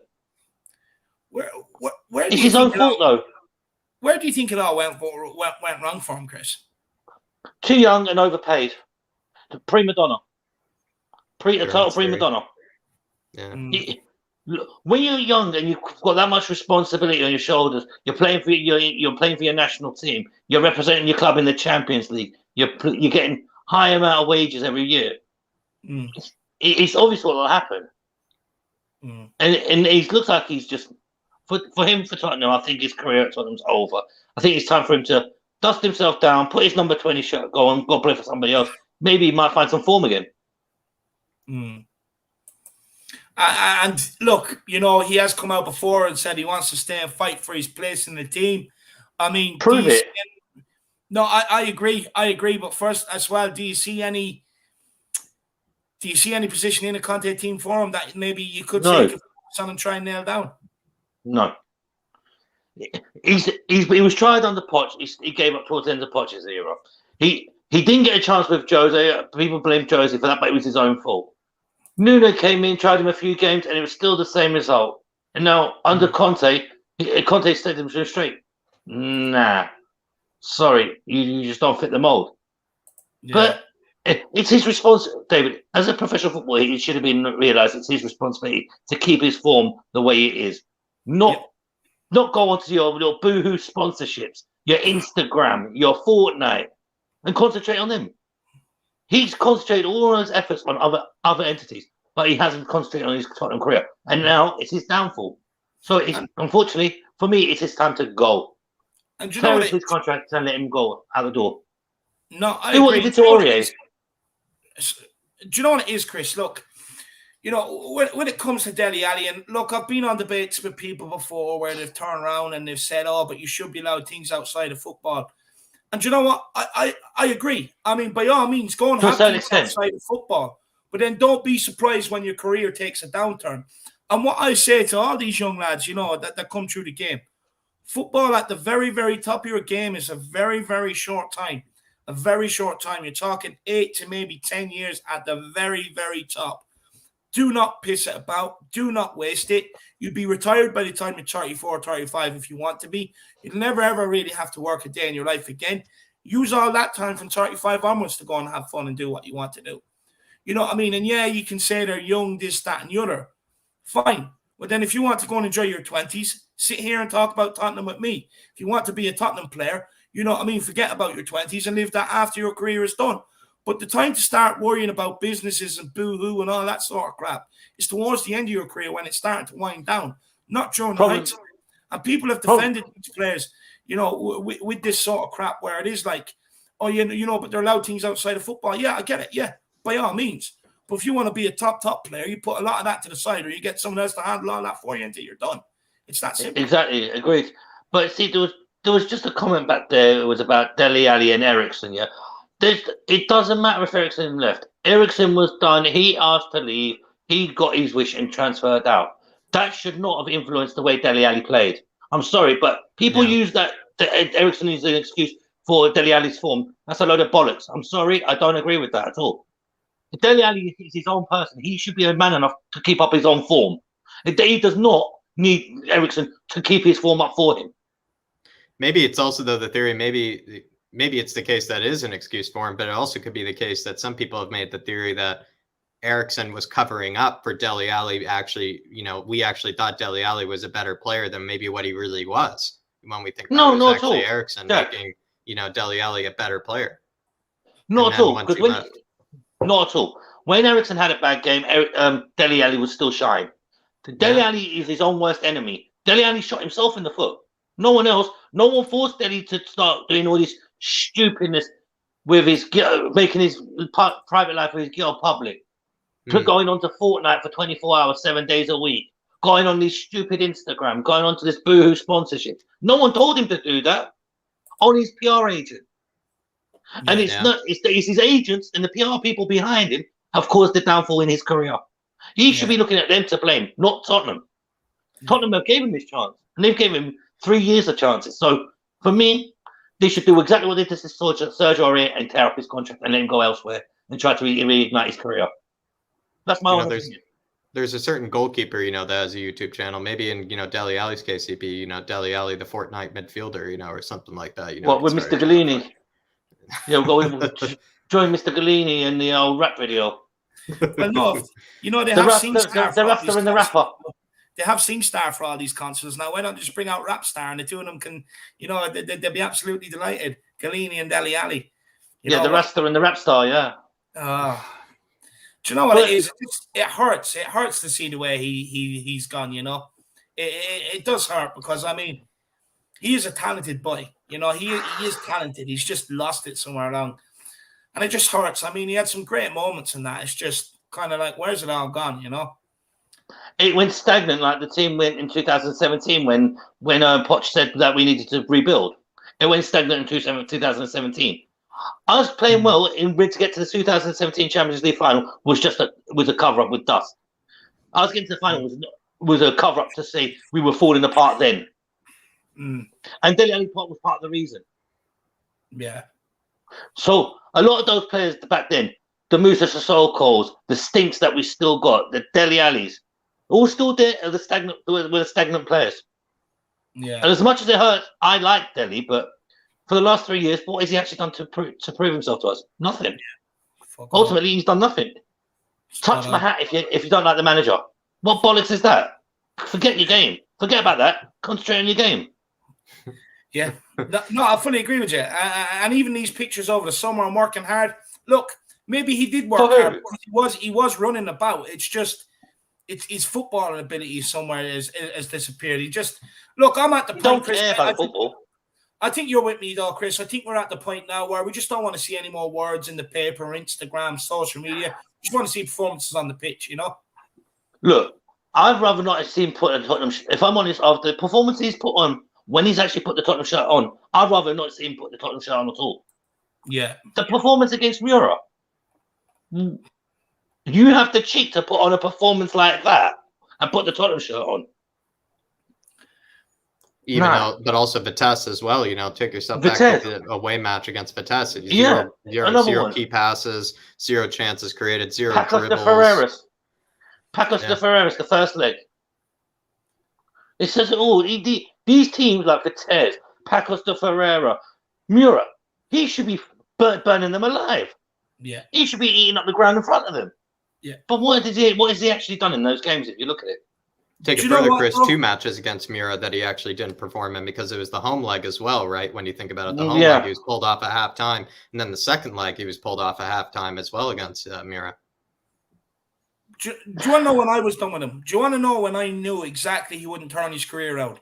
Is when Jose Mourinho hauled him off against Stoke City in the Carabao Cup because, no, it was against Stoke City because when he done the flick, came to him, he flicked it. They went straight up the other end and scored, and Jose hauled them off and bollocked them because he wanted Dele Alli to trap the ball and pass it, take care of the ball, and he didn't want to do it.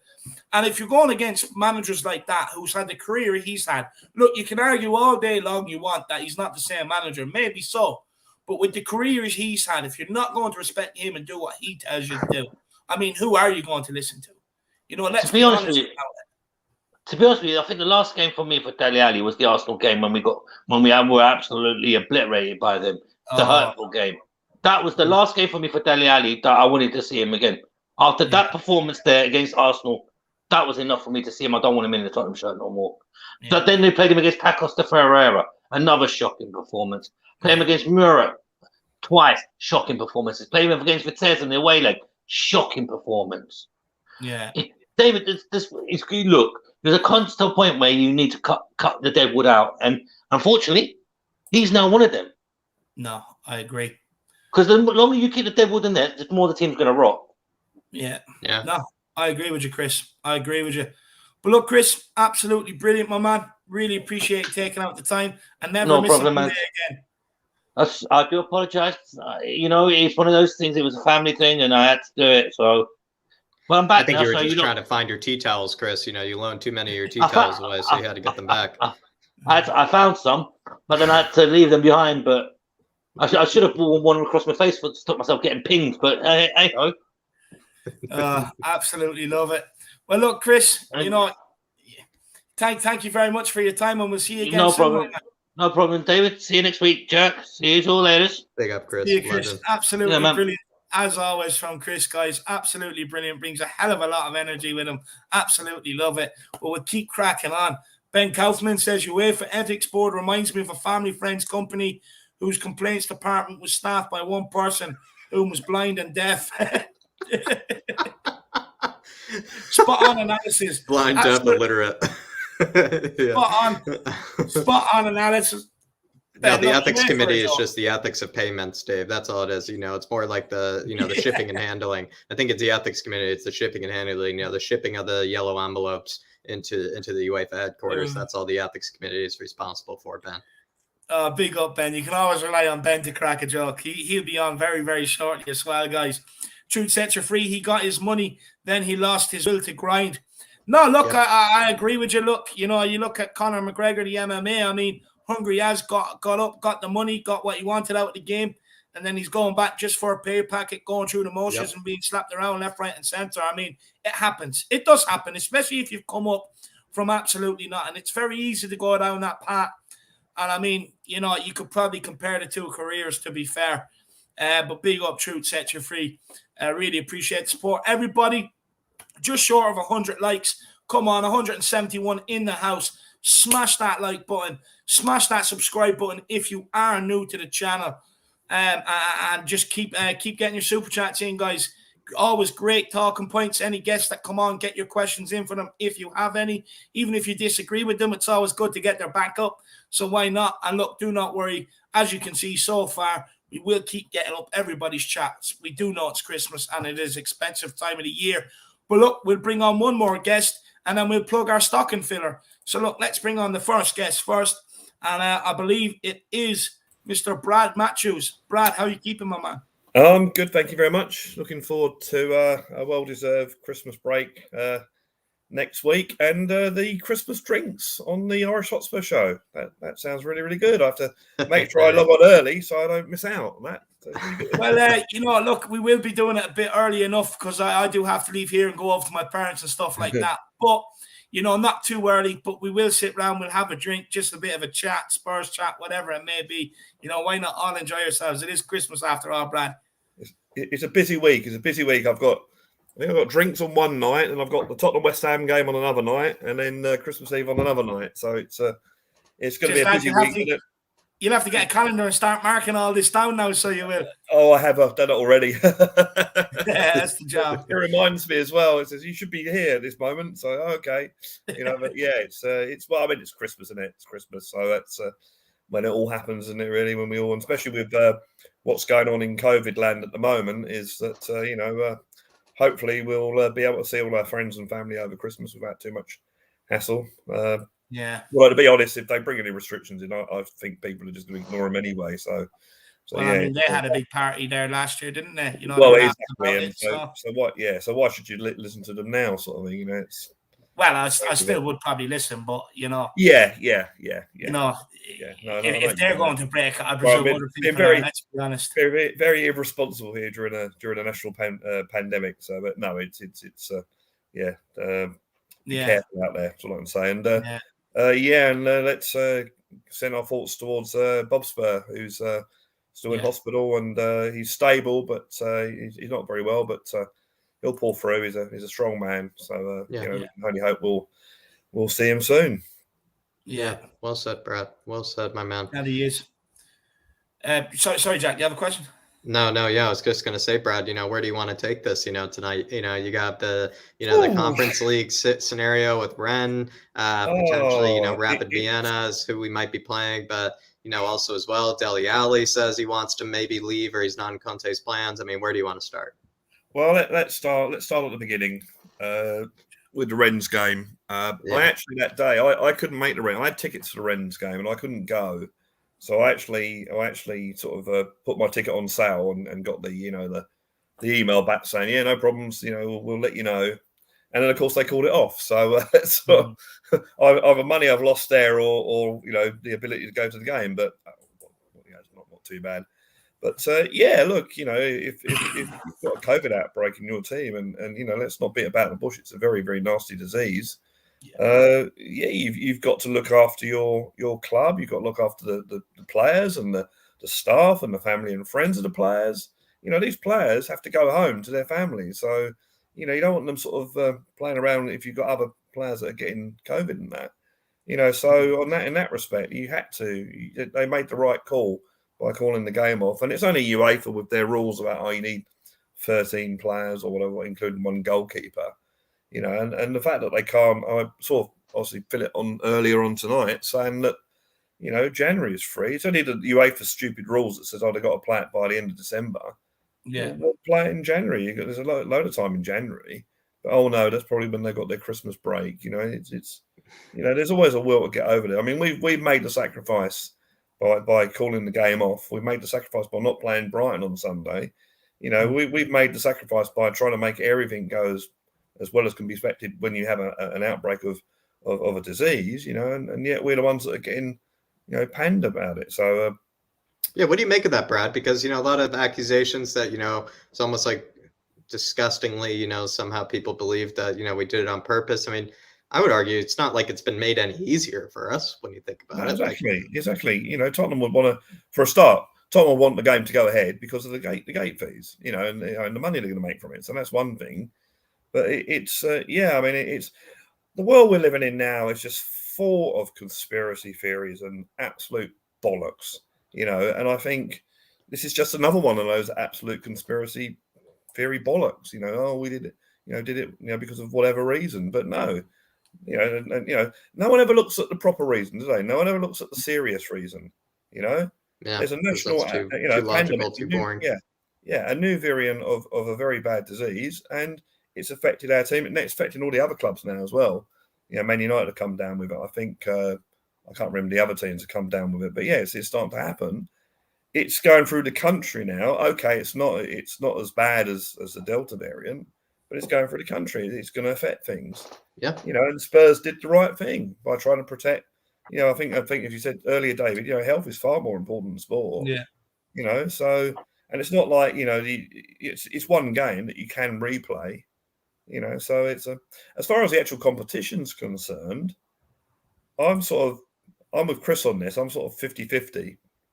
If they decide to throw us out, and give a 3-0 win to Rennes, which would effectively put us out, well, then the only positive I can say about that is, well, okay, that's fine. That means that we, less fixtures to play We got time to put our, players to sort of, recover after matches. But if they decide for us to go through, then fine. Yeah, I want to win a competition, And the knockout round, Rapid Vienna, that's a winnable tie.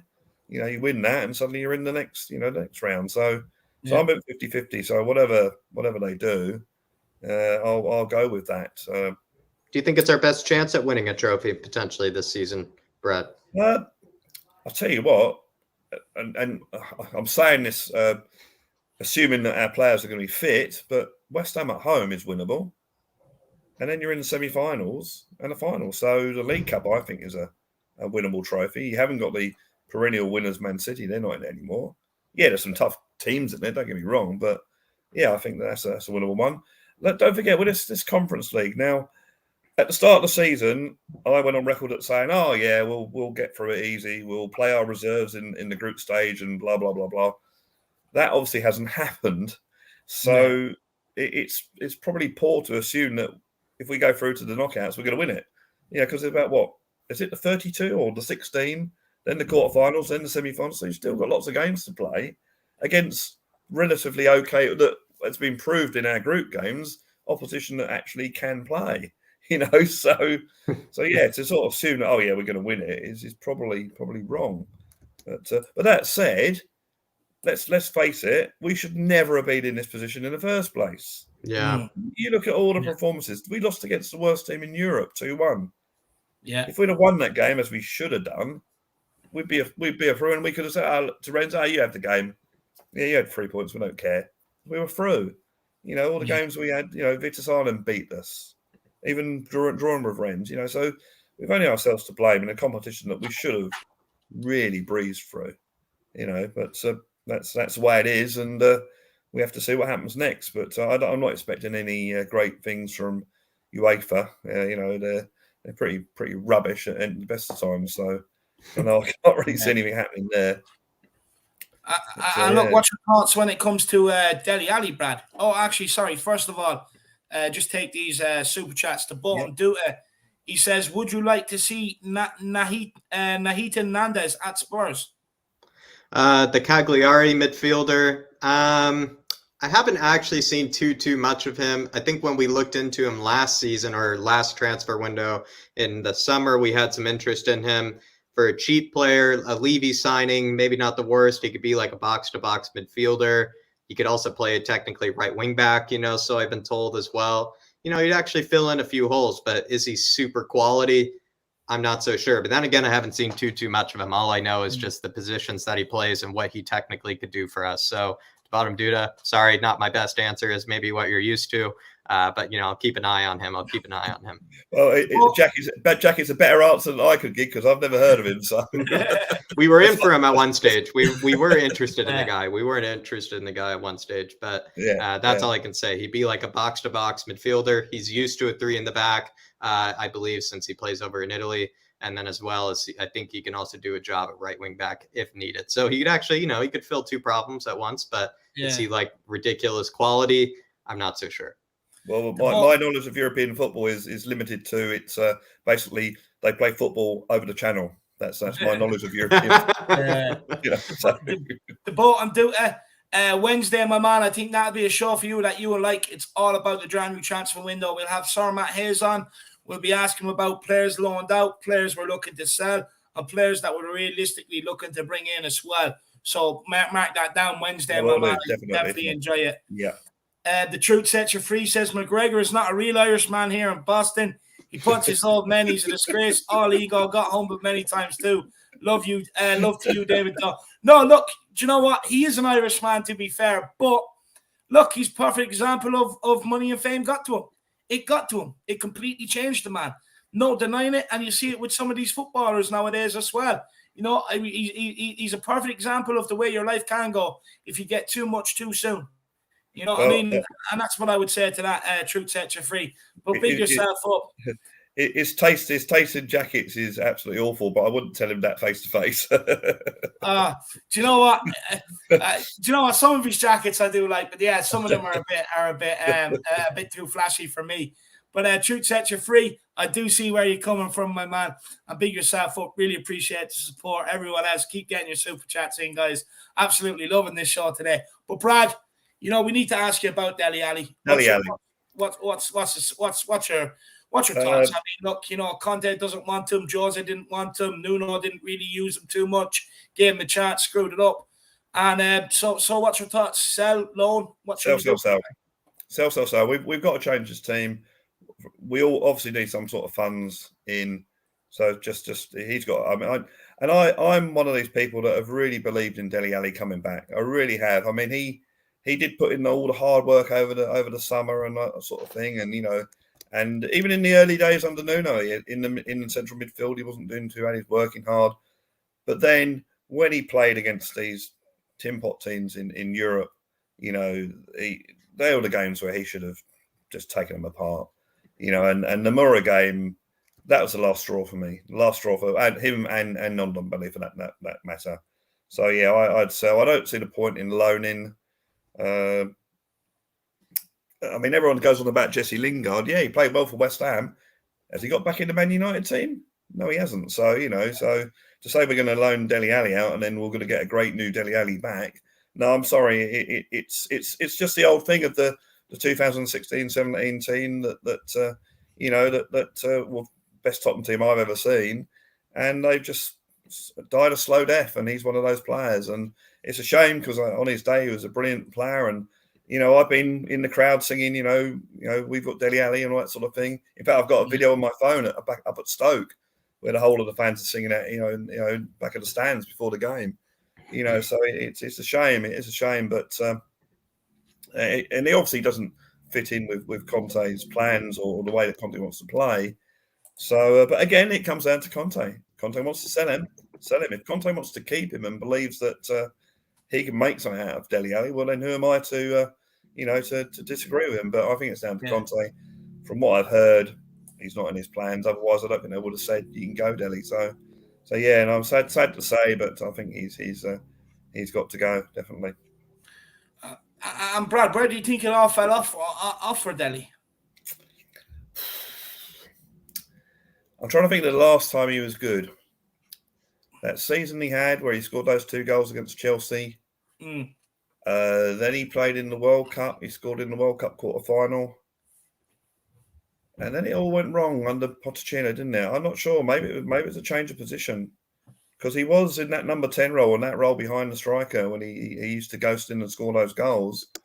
That was his good game. I know people are saying, it's since Eriksen went. But, that was a good team. And I think you take any of those players out of that team, players are going to suffer. Kane without support, without getting service is going to suffer. So it's difficult to say. So I think probably the season after the Champions League, I think was when it all started to go wrong. Because I think I remember him playing well in the Champions League. Who's the one player chasing after Lucas Moura when we got that goal? It's Dele Alli. There's the famous picture, of Dele Alli. So I think going up to the Champions League, but then that was the end of that team. The Champions League was the end of that team, and I don't think Dele Alli was the same player. And it's he's promised to come back a few times, even under Mourinho in his first couple of games. He looked like he's got his mojo back, but it never eventuated. So I'd say after the Champions League final, but then as I say, it ended for a lot of players after that final. So. Such I still find it hard to talk about that Champions League final, to be honest with you. Really hard. I mean, it's still great, Sammy, especially because it's the team we lost it to. I mean, they already have enough, could they not let us have one? I mean, it's still really great, Sammy. But look, I am just going to grab a bottle of water, so we'll be back in 1 second. What were you going to say, Brad? That would have been the one trophy per decade for Tottenham since the 50s. So, because I remember when it was the last year of that decade, and we lost to Palace in the cup, and that was our last sort of domestic cup anyway. And I said, well, that's our chance gone of winning a trophy every decade. And someone goes, we'll still win the Champions League, and I basically laughed at them. Never even imagined for one day that we'd actually get to the Champions League final. and and have a chance of winning it. But yeah, that's just, it is a shame. It's I still don't think I've ever even come to terms with it. I don't think I've even accepted it. One day I will. One day I go, oh my God, we lost the Champions League final, and yeah, it'll all be remembered again. But yeah, the funny thing about opportunity. that final was, I left that final thinking we'll be back next season. We'll be back in this final, and I really believed it at that time. And sad to say, I'm still in euphoria, but I mean, because I felt like such a young fan, as well. Like I was just kind of like, and even take yourself back to it. I mean, Brad. I mean, come on. I mean, it was like, Jesus, how did we get to a Champions League final with Sissoko and Winks as the holding midfield as well? So I remember that's because I was actually studying in Berlin at the time, and there were a bunch of Spurs supporters for some reason, in that bar that I was in watching it. And we were all joking about that. We were like, how is it that we are watching Harry Winks? Even way back then, I was saying this. How is it that I'm watching Harry Winks and Moussa Sissoko start in a Champions League final? So it's a huge missed opportunity. At the same time, though, I feel like it was pretty spectacular that we made it that far. I mean, credit to Poch, real credit to Poch, and Lucas Moura, of course, the man who saved us as well. He did, yeah. I mean, that's why a lot of people, myself included, thought, oh, we're destined to win this, because all the stuff that happened before, and now we got through, and even getting through the group stages, wasn't easy. Yeah, it wasn't. And if I could be totally wrong here, it might be a really bad memory, but I think Harry Winks actually had a decent final from memory. I mean, correct me if I'm wrong, but I think he actually did have a decent final. But that's not saying much when most of the team didn't have a decent final. But yeah. Wanyama only at one knee, yeah. Franco Martini says the signs were there before his decline on the pitch in July 2017. He hired a villa in LA, a white Rolls Royce, and flew his barber over from London. Oh, really? Wow. I think that would be the only person that would be sad to see him go when you think about it, would probably be, his barber, because his barber would have to find, yeah, he'll bring it with him. But, it's just, the barber probably enjoys, maybe his studio or whatever, maybe the private sessions that he gets in London, to have to put crayons in his head up in Newcastle or up in Merseyside, probably not be as enjoyable when you think about it. Well, he might have a career outside of football as a Bob Marley tribute act, possibly. So yeah, you could play guitar behind them, Brad. We'll get you a rat, we'll get you a wig. So, but Franco, no, look, do you know what it is? If they want to go and hire villas and that in their spare time, let them. You know what I mean? But like, if it's during the holiday break or whatever else, yeah, fair enough, go and do that. I mean, they do have to let loose at some stage as well, but it's all the other crap that comes with it. Too much time on TikTok, Instagram, that other one that we're on, Jack. What's it called? Where we play the FIFA? What's that one? Twitch. Yeah, Twitch. That's the one. Twitch. You know what I mean? And that it's just like, look, even in the international breaks or whatever, if you're not playing, stay back and train. Just go in, do all the extra hours to fight for your place in the team. That's what I'd be doing if I was out of the team and I really wanted to stay. I'll be out there training my absolute bollocks off every single day. I'll be staying back late. I'll be absolutely brown nosing the coaches, and I'll be making sure to take note of my hard work. Eventually, you'll get a reward with getting into the team, and then once you get into the team, you do something with it. He just doesn't want to. He cares too much about boohoo and all this sort of stuff, and his fashion and stuff like that. And look, I'll be honest with you. I do hope it clicks with the guy. I really do, because I don't want him to end up like an Adel Taarabt or Jesse Lingard or Raval Morrison. There's so many careers out there where the money has come too young and they've ended up falling off. And I just don't want the same from him. I really don't, But look, it is what it is. I mean, only Dele can get out of him. We can keep sacking managers and hiring managers just to do what Dele Alli needs them to do. But I mean, it has to come from the individual at the end of the day. And if he doesn't want to do it, well, I mean, you're just flogging a dead horse, really, to be honest. Big up, Franco. Really appreciate the support, my man. Really appreciate it. Big up, Franco. Absolute greatest name in the business.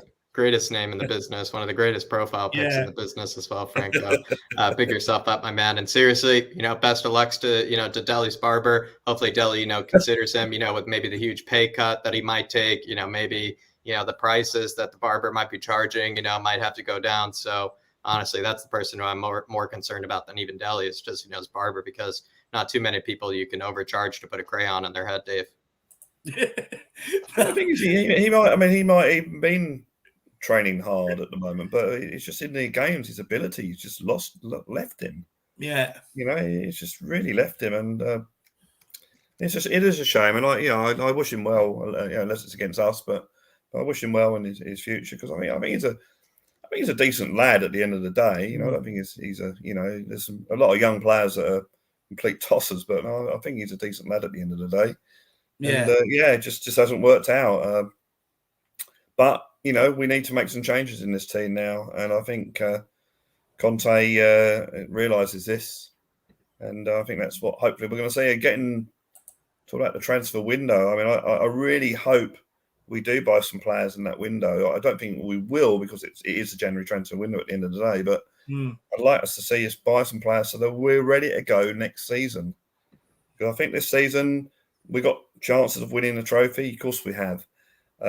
We've got an outside chance of top 4. Of course we have. But next season will be the one where we should be going for stuff. And this is like a big pre-season for us. And we need to get the players bedded in so that we're ready to go when we actually hit the proper pre-season. So when we hit the ground running, because we Tottenham. I read Stevie Perriman's biography years and years ago. He's probably had a load out since then, but he released an autobiography back in probably the 80s, and I read it. And he said that Tottenham would never have a game plan at the start of the season. They'd always get the game plan going by about the 5th, 6th, 7th game of the season. Yeah. He said that was always the way. Ever since he was at the club, it was never right. This is how we're going to play. This is the players we got. It was always off the cuff. Oh, right, this is how we're going to play now. And he said that, and so it obviously hasn't changed at Spurs. So so I really hope that we can get some decent players in, get rid of the deadwood, as the cliche, and Dele Alli would be one big piece of that deadwood. I'll tell you that. It'd be one very, very big log in it. But Brad, maybe any final words, maybe for the Harris Army, any places maybe people can find a bit more of you, where are you going to be? And also maybe, any final words? Right. Well, I'm obviously at Brad Hotspur is my Twitter handle. You can obviously see me here every Monday night. I'm on various shows at various times. Basically when they want me. So I hope to be making my debut on Tottenham Tantrum Gold next week on the coffee morning, because I'm actually off on holidays for 2 weeks. And as I keep saying, the music thing will be up hopefully by the end of the year. I was thinking about it as a Christmas treat. I'm still trying to get a video edited, but I've possibly got some help from someone in the office, in the creative department at work. So we should have something going soon. But yes, I'm looking forward to my Christmas break. And don't forget, people, to click the like, hit the subscribe button, get your super chats in, keep supporting the channel, because it's top channel. And here's to, was it 6,000 subscribers now? Is it? We're up to 5. No, we're over 5. We're on the push for 6. Okay, well let's get them to 6 as soon as possible, and keep up the good work, and stay tuned, because there's some absolutely brilliant people coming up after me. So stay tuned, and come on, you Spurs! Happy Christmas! Spurs. Don't see anyone or don't chat to anyone in the time between now and Christmas. Have a great Christmas, everybody. No, big up, Brad. Big up, Brad. And look, absolutely love it. Can't wait to see the music channel coming out, seeing what Big Brad has to offer us. But Brad, my man, really appreciate it. Brilliant as always. And we'll see you again soon, my man. Take care, guys. See you, Brad. Absolute legend, guys. Absolute legend. He's here every single Monday, so he is absolutely brilliant. Truth Sets You Free says the best supporters in the world, most sophisticated. Well, I mean, Truth Sets You Free, if Carlsberg made supporters, Spurs fans would be it. Absolutely sophisticated, fair.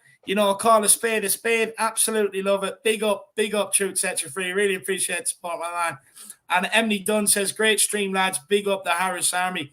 Big up, Emily. Really appreciate it. And look, we're not done yet. We are not done yet. We have more people to get through. But before we do, it is that time of the year. There's a lot of shipping problems going on around the world. But one place that doesn't have shipping problems, and that is Manscaped, guys. And look, it's that time of the evening again. I mean, look, we all want smooth crown jewels for Christmas. I mean, you wouldn't put your balls on the tree without spit shining them. So, you know, why would you expose them to your lover without having a shine on them? You know, so the performance package is for you guys. You get the Lawnmower 4.0 to make sure the trunk is just as smooth. And then you get the ball deodorant and the ball toner as well in it, which is a must. You know, absolute must for anybody. It's honestly, some have described it as God's gift, and it probably is, to be honest with you. I mean, it's something you never knew you needed in your life until you get it. So, and you know, you get the boxers and all with it. Absolutely, so comfy. I have to say, really, really comfy boxers as well. And the cologne, the shears as well. You know, for all the nails, the cologne. You know, to keep drawing all them birds in, along with the flat cap and the shaving boys down there. I mean, what more do you want? 20% off and free shipping, Jack.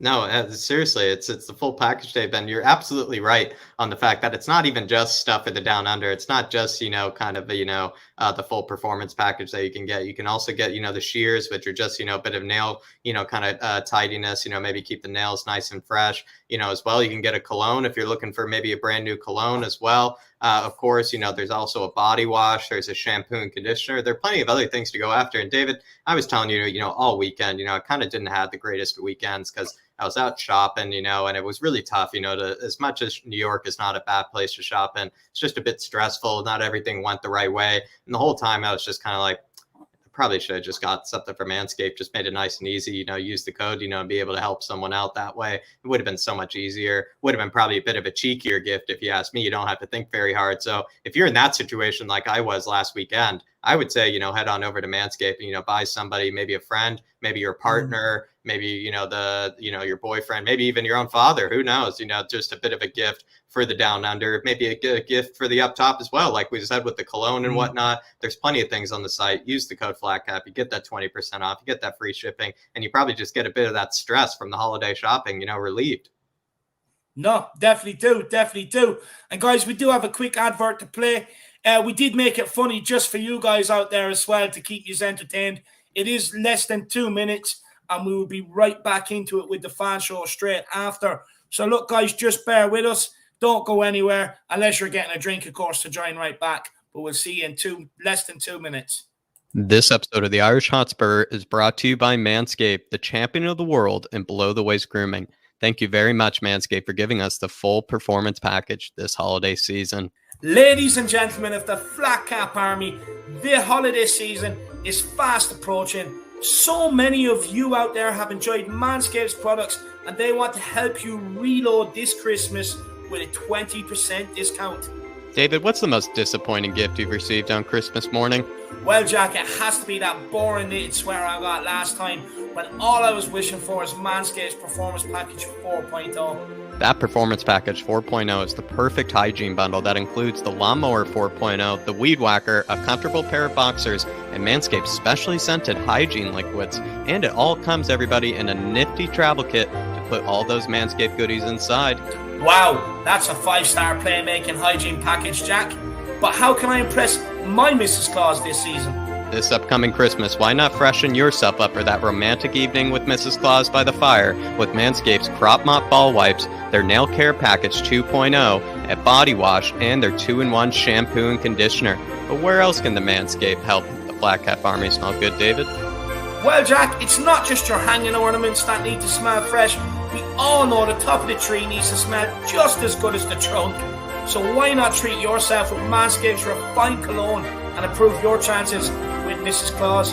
Get 20% off with free shipping and use the code FLATCAP at manscaped.com. That's 20% off with free shipping at manscaped.com and use the code FLATCAP. It's time to join the Manscaped movement. Your balls will thank you. So there you have it, guys. There you have it, and Jack demonstrating here as well exactly what some of the gifts that you know, stocking fillers right there that you could use, as well as the cologne and the shears here, guys. Yeah, not just the cologne, and you got the cologne right here, nice nifty little packaging as well. Of course, you got a body wash. You know, sometimes it's also a nice body wash can. It's in an actual like metal can, so it's not even plastic. especially someone like me who does care about the environment. That's a little bit better as well. But seriously, everybody, like I said, if you had a bit of stress this last weekend shopping for somebody, had a bit of stress, maybe figuring out what even you could get, maybe that's, that friend of yours, maybe even a brother, father, special someone in your life, feel free to do so. Head on over to Manscaped, use the code FLATCAP. I do repeat the code FLATCAP, and you will get 20% off over there. And it does really help support David and I as well. But thank you, Manscaped, very much for sponsoring this episode of the Fan Show. Big yourselves up. Yeah, big up Manscaped. Special shout out to Manscaped. But look, Jack, we'll keep moving, my man. Let's keep this fan show rocking. Yeah, so Jack will take charge of that, and I'll bring on the next guest. So who have we got? Who is the next guest? It is Mr. Kaufman. Mr. Hello. Kaufman. My man, how are things? The coffee king. How are you, my man? I'm just about alive, guys. How are we? Absolutely. As always, lad. Brilliant time to be alive. Brilliant time to be alive. Glad to see that you're honoring it. Glad to see, you're very thankful, Ben. I will say though, I am in need probably of some nicer coffee because just today I had to buy a bit of, kind of the bigger bean, kind of situation. I had to dip down low, because it was on sale. I did see a bit of the Starbucks beans that were a bit, kind of cheaper than the other ones. So I had to go for those. Felt a bit shameful because I knew that the coffee company would have been a much better choice if it was available. It's just a shame the shipping's £30 per thing. I'd had to send some. I really should have thought of you because I sent some coffee to Connecticut last week. It cost an arm and a leg. It's a bit of a nightmare, but I'd happily do it again. But the things I can't do it every week, unfortunately. Easy. But not easy. When you're in the UK, there is plenty of coffee here for you. Don't you worry. I'll pick it up and put it in the bag on the way home. I'll pick it up and put it in the bag on the way home. But where do you want to start, Ben? There's the Europa Conference League situation, us being kind of, inside horrible, disgusting theories about us doing it on purpose. There's the Dele Alli situation. There's the UEFA situation with the, maybe them already grouping us with Rapid Vienna. There's maybe the upcoming Leicester game that where do you want to start? When it comes to UEFA, as I was talking with our friends Dermot and Kuva this morning on the coffee show, whenever there's a stupid rule that UEFA pulls out, they always change it the next day. They always seem to find some sort of a stupid rule to get Tottenham Hotspur Football Club with. And they've tried to do it again. But unfortunately, with everything that's going on at the moment, if they do kick us out of the competition, we might have to go to our local government to sort this out because Tottenham Hotspur Football Club have done everything in their power to protect the fans of the football club, the families of the players. They've done everything they physically can, and they're still going to get punished for it.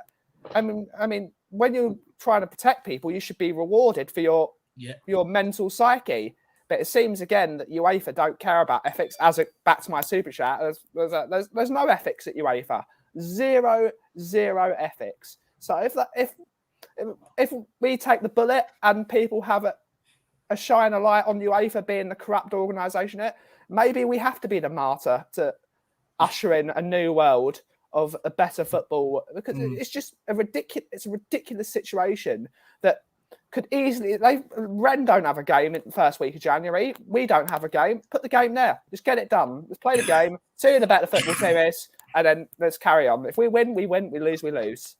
It's kind of crazy that UEFA leave it up to the clubs to decide for themselves, because then we've seen situations where I believe in Germany they decided to go behind closed doors because they obviously had maybe, like we've been talking about, the fans, the players, and everything in mind, their safety in mind. I hate to do this, but take yourself way back to the beginning of COVID, Ben, when that Atletico Liverpool game took place and it was a full Liverpool house, and think how many cases arose from that as well. And there's probably Liverpool fans that are even saying to us, they did it on purpose, and whatnot. It's like, it's just, I don't know. It's just, you can't win sometimes, it feels like.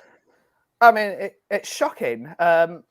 It's popped out my head. But in terms of having it's just, it's blatantly stupid. I can understand why, like, the Premier League are seeing the way it goes. They get in football clubs because the Premier League is its own business. The Premier League doesn't have to go to the government. They've got guidelines. They try and follow them the way they are. Right. If they think the guidelines can't be followed, they can shut down the league. But with UEFA putting the power in the clubs are owned by multi-billionaires. They want what's best for their pocket, not what's best for the the well-being of people. So I'm really glad Tottenham have shown that they care more about the players and the people around the club rather than their pockets. But Rennes have shown to be another greedy European football club that only care about money. A lot of the French teams complain about how fans of the football has now been taken over by billionaires. Well, Rennes fans should be out in the streets. Like, no, we don't want to get COVID. Let's stop the spread of COVID. Let's stop it again. Let's get it back into a decent, and then we'll play the football then. Everyone wants to see fans at the club. They don't want to see a lockdown, but we don't want to see people dying. I mean, people are dying still. So it goes to show that UEFA have no ethics and they only care about money. And Rennes only care about money as well, or while they're at it. Yeah. No, I fully agree with you. I was about to ask the same question as Jack. Jack bet me to it. I fully agree with you. But Ben, look, if we are allowed to play that game in January, I mean, is it a competition right now you would rather just be out of? Concentrate on the league, the Carabao Cup, the FA Cup, and stuff like that, or do you see it as a serious chance of us winning a trophy, and that we shouldn't think we're too good and sniff our nose up at it?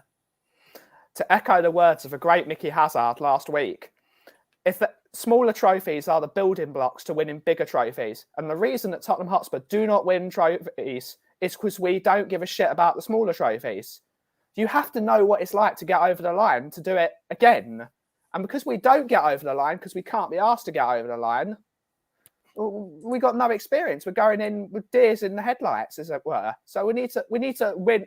We need to prioritise the League Cup or a Conference League, so we can get the winning feeling. And once the winning feeling starts flowing, we can surely be a proper football club. Yeah.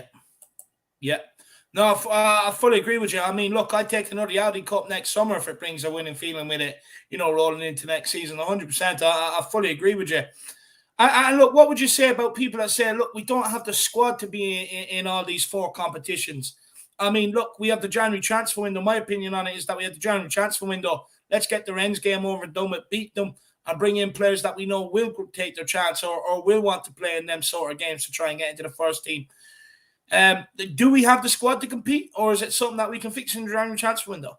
If we don't have the squad to compete, then the hierarchy of the football club needs serious questioning, because the whole point of a hierarchy of a football club is to give the team the tools to be able to win things. That is the point of a hierarchy of a football club. And if they failed again to promote a team that can win football games, then they need to be gone at the end of the day. That's the way I see it, in terms of...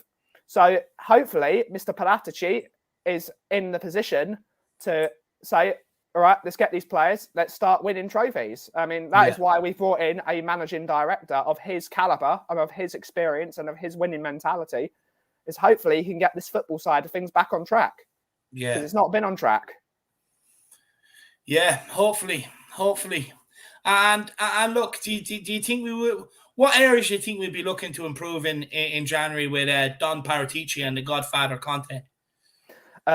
Centre back is definitely a certain, because unfortunately Romero seems to have an injury problem, as well as our other Argentinian contingent that we've had over the last 10 years. We need another defensive midfielder, because Skippy can't play 38 games per season. He's a young boy. If you can't play those amount of games without destroying yourself, so we're going to have to get someone like a Brozovic in to take the flak off of him and bring a bit of leadership into that thing. But the most important thing is we need someone in that centre attacking midfield role. I know we're not going to play that role, but we need someone who's going to drift off the wings into that central position to allow those fullbacks to push forward and cause problems. We can't link the attack and defence. That's the main problem. So we need someone that's going to link those plays together and be the bread and butter of this team again. Just a creative midfielder, I guess, is what you're kind of speaking about. Someone who can be box to box, someone that can basically maybe just take a bit of the load off of, the likes of Højbjerg and Skip. So either they play instead of a Højbjerg or a Skippy at times, or if we want to go to that 3-5-2, I guess, then we could have a midfielder, because it feels like we're playing the 3-4-3 right now, if you ask me, Ben, because we kind of are forced to. It is our best choice at this moment in time, because you can't rely on Dele, you can't rely on Tanguy, can't rely on Gio, to really do the work that maybe is needed. So I'm with you on that kind of creative midfielder. I mean, it's when we play against a team like a Burnley, against a Norwich, that are going to put two banks of four in front of us. We're going to need someone that's going to be able to pick holes apart. The reason why the Poch era was so successful was we had four players rotating in and out of positions at all times, creating spaces for each other. If we're going to play, we need to have progressive footballers that can also work hard to break down these bigger, stronger units of teams that are in the Premier League, including teams like Chelsea. When we play Chelsea, we're going to have to. They play a very convincing, very strong, cemented line. We need players that are going to beat these lines if we're going to get points and maybe get in the top four for the next year. Yeah, no, I couldn't agree more. Brad Matthews with a super chat. In case anyone misunderstood me earlier, please follow what the health authorities say about protecting yourself against COVID-19. Stay safe, everyone. No one did, my man. No one did. Don't be worried about that whatsoever, Brad. Don't be worried about that. But pick yourself up, Brad. Actually, Brad, when are you creating the next Irish Hotspur tune? We need a round two, so we do, Brad. Give us an Irish Hotspur. Help us without the copyright as well, for things as well. So big up, Brad. Actually, that would help a lot. I'd be happy to give you a gig, for something. So big up, Brad. And also as well, good. Thanks for spreading the good message as well, Brad. But I don't think anybody misinterpreted you or anything or misunderstood. But honestly, thank you for putting in a super chat, Brad. Very, very kind of you. Very nice of you. Very generous of you. Big yourself up, though. You absolutely smashed it. Yeah. No, big up, Brad. Big up, Brad. Ben, Dele Alli, where'd you stand on the Alli situation? Should we loan him out? Hopefully he finds his form or just get rid? Get rid of him entirely. And before he goes, get him a Manscaped hair kit with code FLATCAP down in the comments and shave that fucking barnet off so he doesn't disgrace the name of Tottenham Hotspur Football Club again. Disgrace. I mean, the guy has been missing for 4 years as Dermot's Heisen-Sheet world champion. Or I think it's one of you guys that might say it as well. Yeah. But he hasn't been found yet still, so he's still the champion. I mean, we don't need to know where's Wally because we know where he is. He's got bright red hair playing for Tottenham. Fuck off. Yeah. I mean, the reason I'm so hard on Dele is because I believed in him the first couple of years. He was a very progressive, aggressive midfielder to score goals, and he genuinely cared. But as we've seen, his advisors have advised him to not be a footballer anymore. He is now a social media influencer that sometimes play football, and he's shocking. So do you think he could be an example of one of those players that actually, because it's a sad case, it is, but there are a lot of footballers out there who genuinely don't like football very much. They don't watch football outside of the ones that they play. They don't really care about, other teams, or even they kind of just are decent footballers at the end of the day, but they don't really actually care about the game itself. Could Dele Alli potentially be one of those? I wouldn't put him in the Asuakoto territory because that's what I think you're alluding to. Yeah, that's what I'm alluding to. He definitely hated football. I do think Dele cares about football, but I think his priorities are all wrong. I think he needs I don't want to say a father figure in his life. He needs a strong figure in his life that's telling him this is how you perform. Like Sonny's got it with his dad, Harry's got it with his family, and they're keeping him grounded for the most part. But he's got the only people that are advising him are celebrities, and they're telling him to do everything but what he's supposed to be good at, which is a footballer. And so get the 150k off the wage bill and get rid of him. Shave his hair off as well. Yeah, 100%. Kuva says, Ku Ben sounds like a great nickname to me. No, 100%. Do you know what it was? I read your comment about fighting so your cat is better than someone else's cat or something like that. That's why I ended up saying it. But big up, Kuva. Big yourself up, my man. That's funny. But Jack, any questions for Ben? I mean, Ben, what do you kind of feel like maybe in this whole midfield situation? Do you feel like Højbjerg and Skippy, are they doing a good job? Do you feel like, they need a bit of help there? I mean, how do you feel like in this whole midfield? Because I feel like, yes, we need to sign another forward.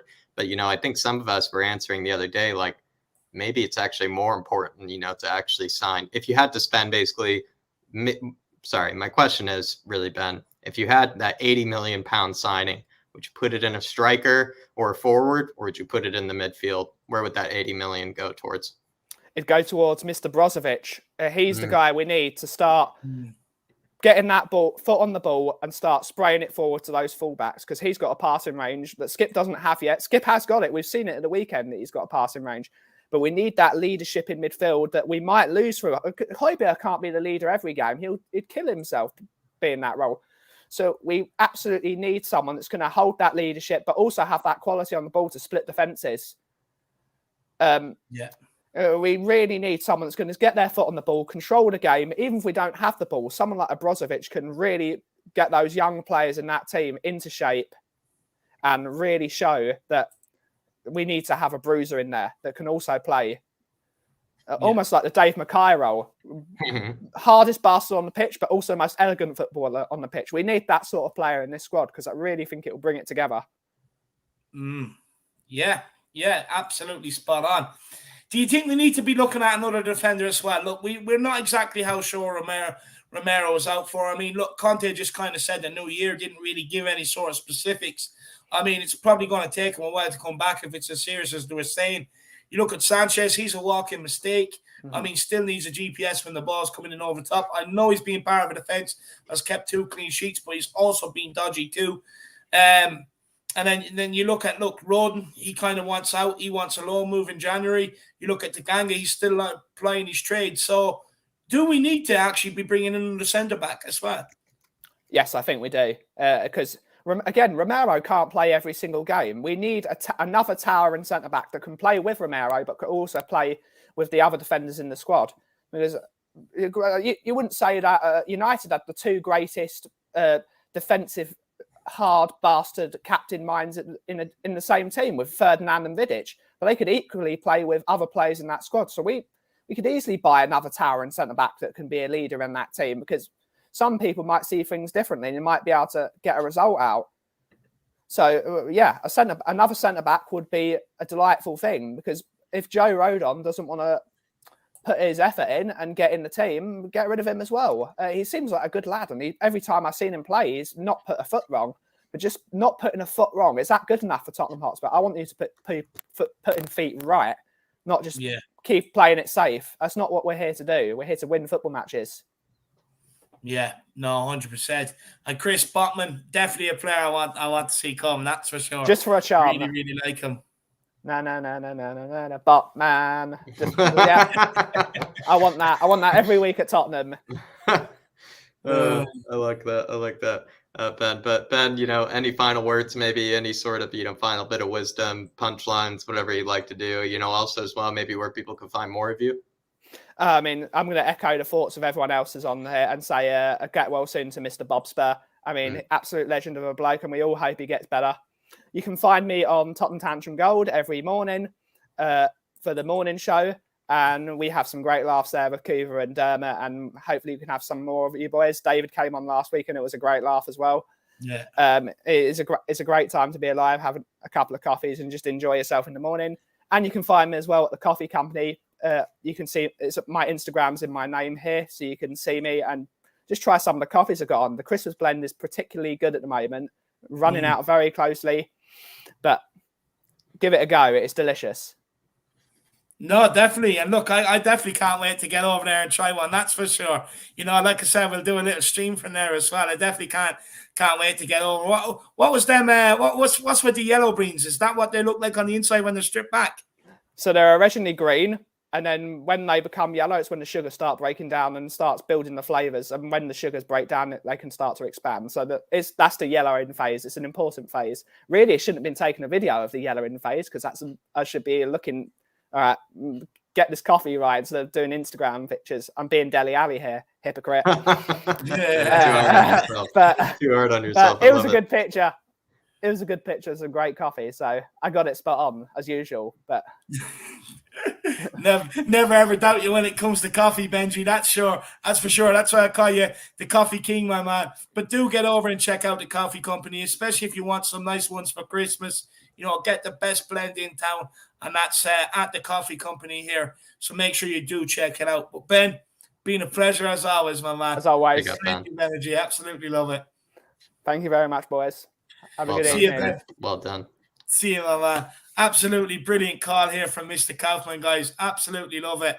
You know, top class. I love Ben. He's funny. Brings a bit of humor with him as well, a bit of personality. You gotta love it. But guys, make sure you keep smashing that like button. Keep smashing that subscribe button if you are new to the channel as well.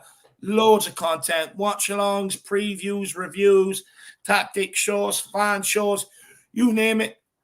We do it here. So make sure you do smash that subscribe button and keep getting the super chats in, guys. It is an awesome way to help myself and Jack out. We have 4 more guests left. We have Sean Snow, we have Sean Butler, Frank, and Ishan as well. So they're the 4 guests that we have left. So I can't wait to speak to them all. But look, let's bring on the next guest, and it is Sean Snow. Sean, my man, how are you keeping? I'm doing good. It's cold here, but it's doing good. Whereabouts are you? Albuquerque, up in the mountains. It's cold. Wow. It's 4:55 and it's 32 degrees. Yeah, I was gonna say New Mexico. You know, maybe deceivingly cold this time of year when you think about it, especially up in the mountains. And oh my God, I got a new camera or a new tripod for camera mount. Mm-hmm. Not working. The light turns off every 10 seconds. The mic doesn't work, and I can't send it back. So but the mount itself works. Holds it really well. Nah, look, you know, we I can guess still one of the hear 3 you. functions that works for him. I mean, like, look at this light. I'm like holding it right next to my face. Well, look, we can still hear you anyway, and that's the main thing. But look, Sean, we will start on UEFA. I mean, what's your thoughts on the UEFA, my man? Well, okay. With UEFA, I think people are overreacting to what UEFA actually did. I'm going to bring back, you guys know me. I bring down practicality to the show. So the rules were already in place. Tottenham technically did the right thing by saying that the event was off. Rennes threw a hissy fit. Technically, the rule that they state that Tottenham could be forfeit the match has already been in place. It's not a new rule. December 31st is not a new rule. These are all rules that were in place prior to the match even being not called. What happened was when they went to go to negotiate, Rennes, I feel, might not have negotiated in good faith, which, if UEFA really wants Tottenham in, could be like, well, Rennes, you really didn't operate in good faith, so we're going to forfeit the match to Tottenham, and Tottenham goes through and Vitesse goes home. Now, Vitesse will be pissed off, but I'm having a strong feeling that because UEFA hasn't ruled already, is that they're actually like mulling that over. It's like, Rennes didn't really act in good faith. So they're kind of, to a degree, maybe thinking that Rennes could have been a bit more diplomatic, I guess is what you're saying. Absolutely, and we could move the Leicester match. We could have moved the Leicester match. We could have moved the Liverpool match. I mean, if the FA really wanted to, for once, get off its fucking old ass and help our league out, our country out, they could have moved West Ham into the new year with the League Cup. They could have, there's other ways to get the match to the 31st. And Rennes, I mean, there's countries. Ukraine comes out of winter break to play its Europa match or its European conferences. Right. If they go through, Russia does too, and they close for 3 months. I mean, Germany goes through a small little winter break as well, for about a few weeks too. When I think about it as well, so they technically, would pull themselves out of that in their cases. So you're spot on, Sean. Actually. So I mean, it's just it's French. I'm sorry, I'm going to be a little bit of a racist and xenophobe, but man, the French never give themselves a good break, So I don't want to talk about Dele. Bye-bye. What's on your mind, then, Sean? What do you feel like? Actually, I put a really good article out today, and I hope you guys go and read it. I tweeted it out today. It's on. It was a Harvard Business Center had an interview in Fergie's last season on his management style and how he grew a successful league or a successful club over 26 years. Because if you guys remember, well, you guys probably won't, but Man United was shit before Fergie got there. I mean, they were in like their worst period in their whole lifetimes. And Fergie lost a lot during his first 4 years. He didn't win a trophy at all. Mm-hmm. And missed out on European competition like 2 of those 4 years. And I think he finished like 4th or 2nd, and then he finished 11th, and then he finished 2nd and then like 11th again. So, but what was neat was that he talked about like, you got to get toxic players out no matter who they are, what they are. I fired Roy Keane. I terminated his contract, Roy Keane, when he talked bad about the club, when he talked bad about he was toxic in the dressing room. And, I began to think about that, and I'm like, you know what? Conte wanted to do the same type of thing. I think at Inter, he was ready to set up that kind of long-term project because he was really, really content at Inter. I mean, he's Italian to begin with. It's one of his favorite clubs. He played for Inter. And, I think that was where he really wanted to set up shop and be like, okay, this is going to be my home, and I am going to build this club, and it's going to be long-term. And he got rid of a lot of players, and he didn't put up with much guff, and he brought in a lot of young players, and he started to play some young players. Mm-hmm. Now, because he left, all you guys thinking you're going to get something from Inter, it's not happening. When Beppe left Juventus, he didn't bring Paratici with him, and Conte quit Inter on bad terms. Man, there is no way. Two people no. So we're not going to do. No, I don't see any. And I mean, yeah, granted, I'm an Inter fan, and I'm not saying this just because I'm an Inter fan as well, but I just don't see us getting anybody. Would I love to see Brozovic at Tottenham? Sure. Would I love to see some of the Barella? Hell yeah.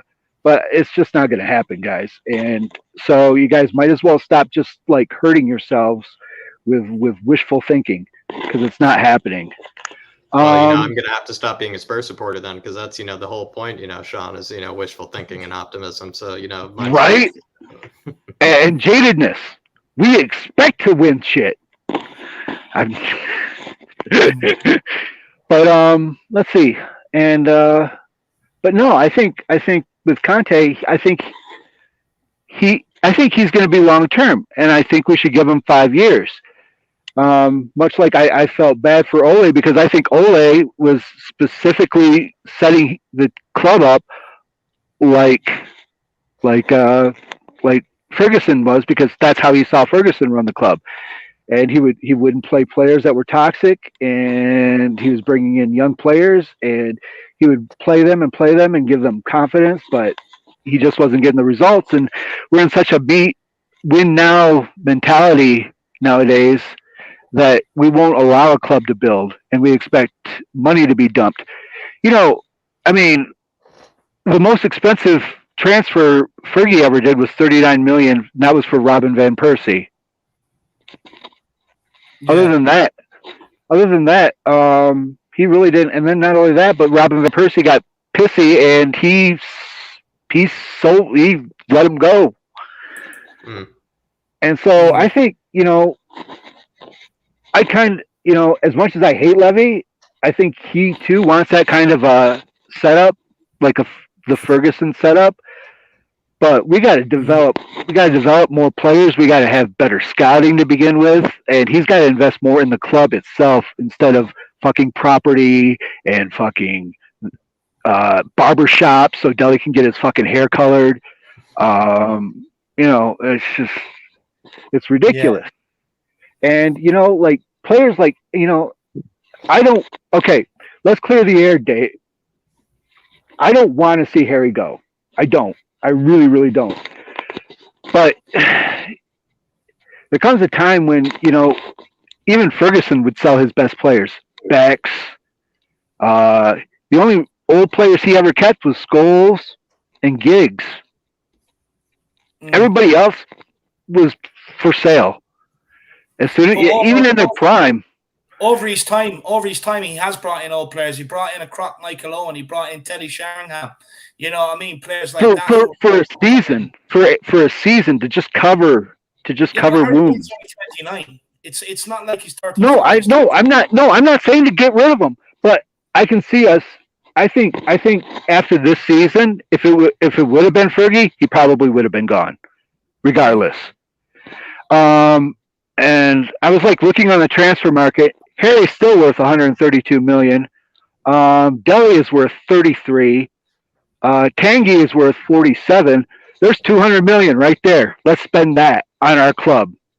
And speaking of what we have to spend, we have 274 million euros in direct bank debt. That's all we owe to the banks. The rest of our debt is tied up in bonds that we sold last year to cover the cost of the stadium that we pay through gate receipts and concession sales, and that's how we pay the interest on those.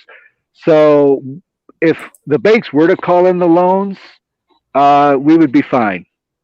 You don't think that, as much as Lewis and Levy are hands off and out of their own pockets, you think they're going to let 273 million stand in the way of keeping their $1 billion club in a situation like that?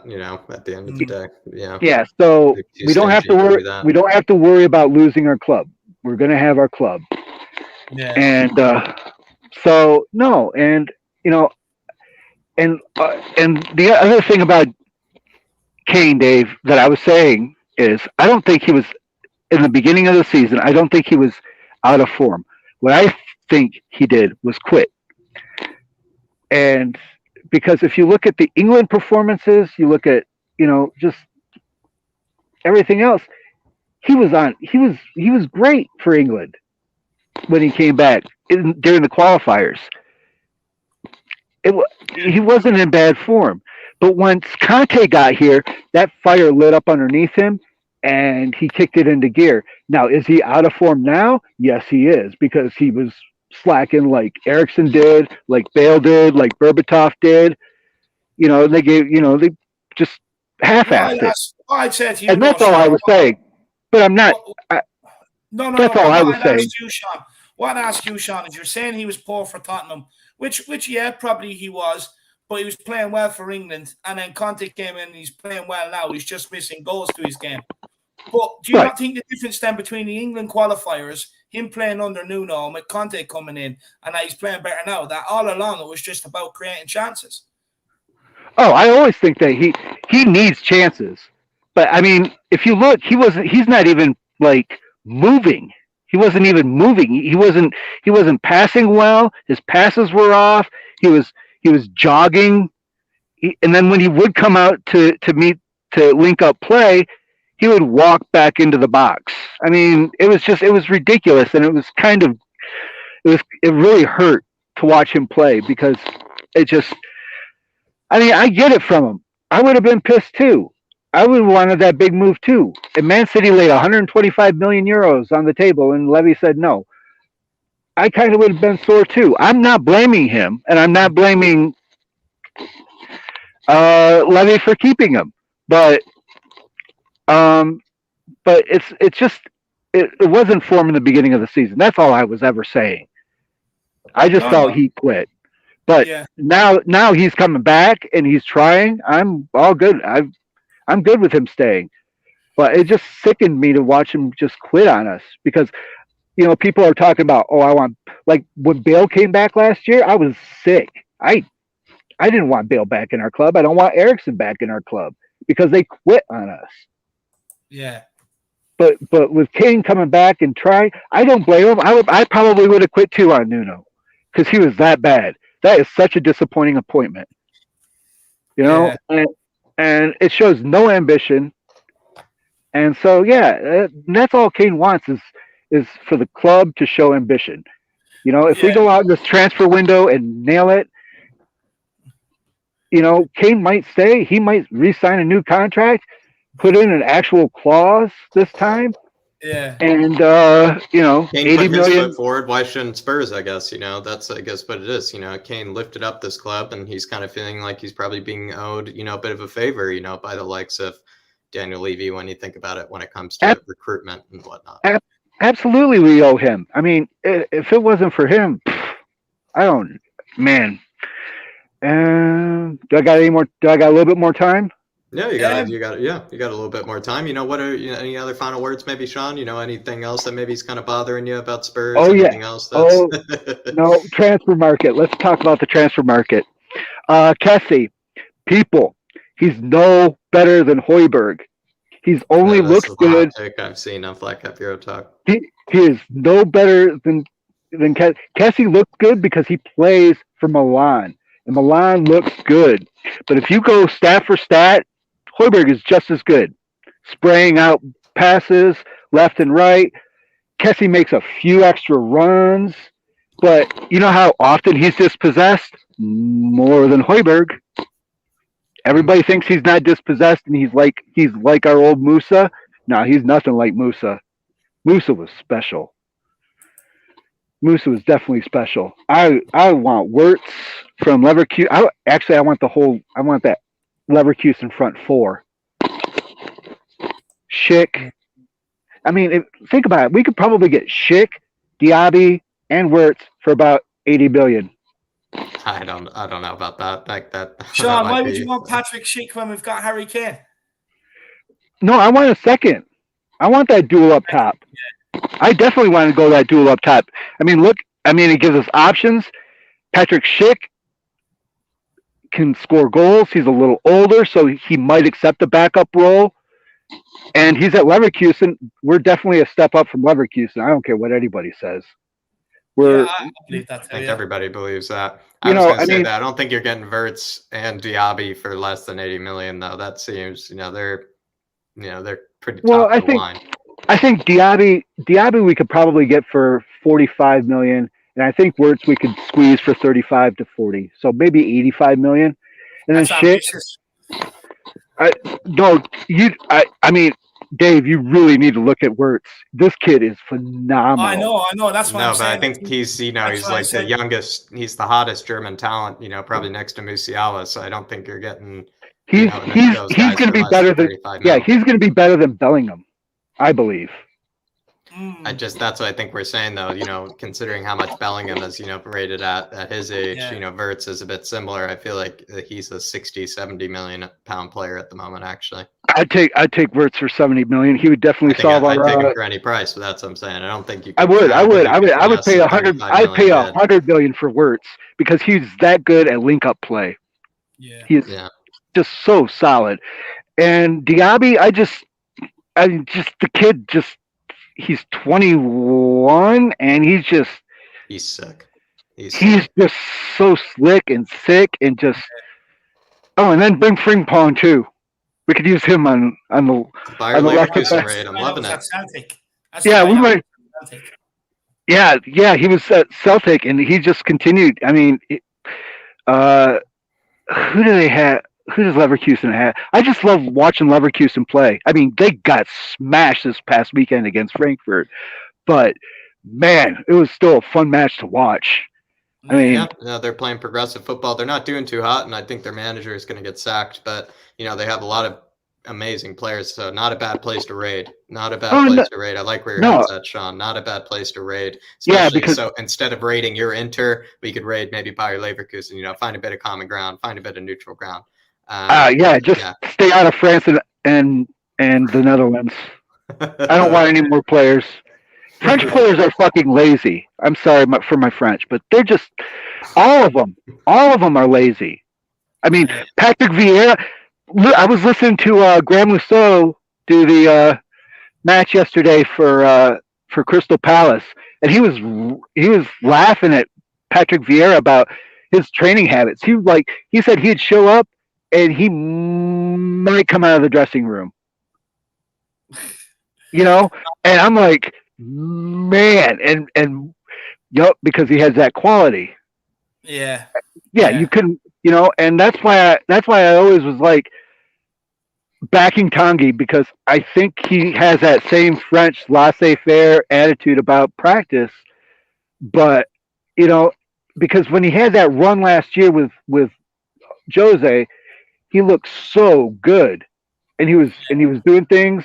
And he was playing more than 60 minutes, guys. He was playing an average of 72 to 78 minutes. And the first players that are usually gone are midfielders. So, I mean,